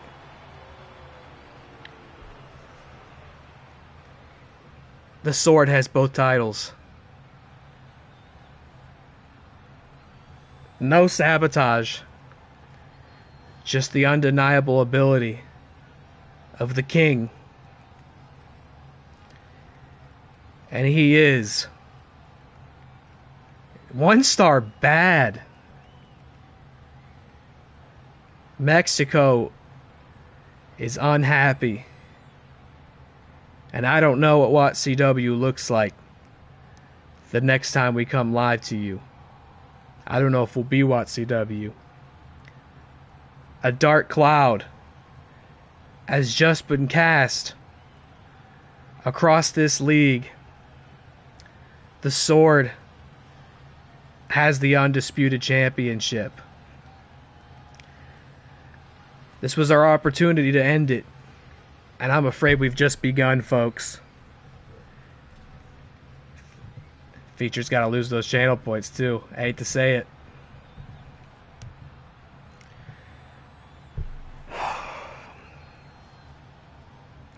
I don't know what happens next. I hate that this is the note that we're ending the show on after what was otherwise an extraordinary Real Rumble. KaylaMarieTea winning the Rumble itself. She will go to challenge for the Women's World Championship at ReelyMania. But otherwise, I don't know what's next. FeaturedFilms challenges for the People's Championship. I guess it'll be Dilly versus a Cenobite versus a Diablo next month.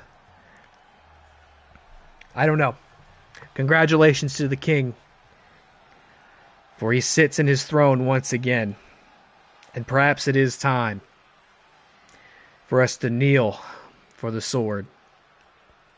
Thank you for watching, folks. And please, if you can, keep the faith. We need it.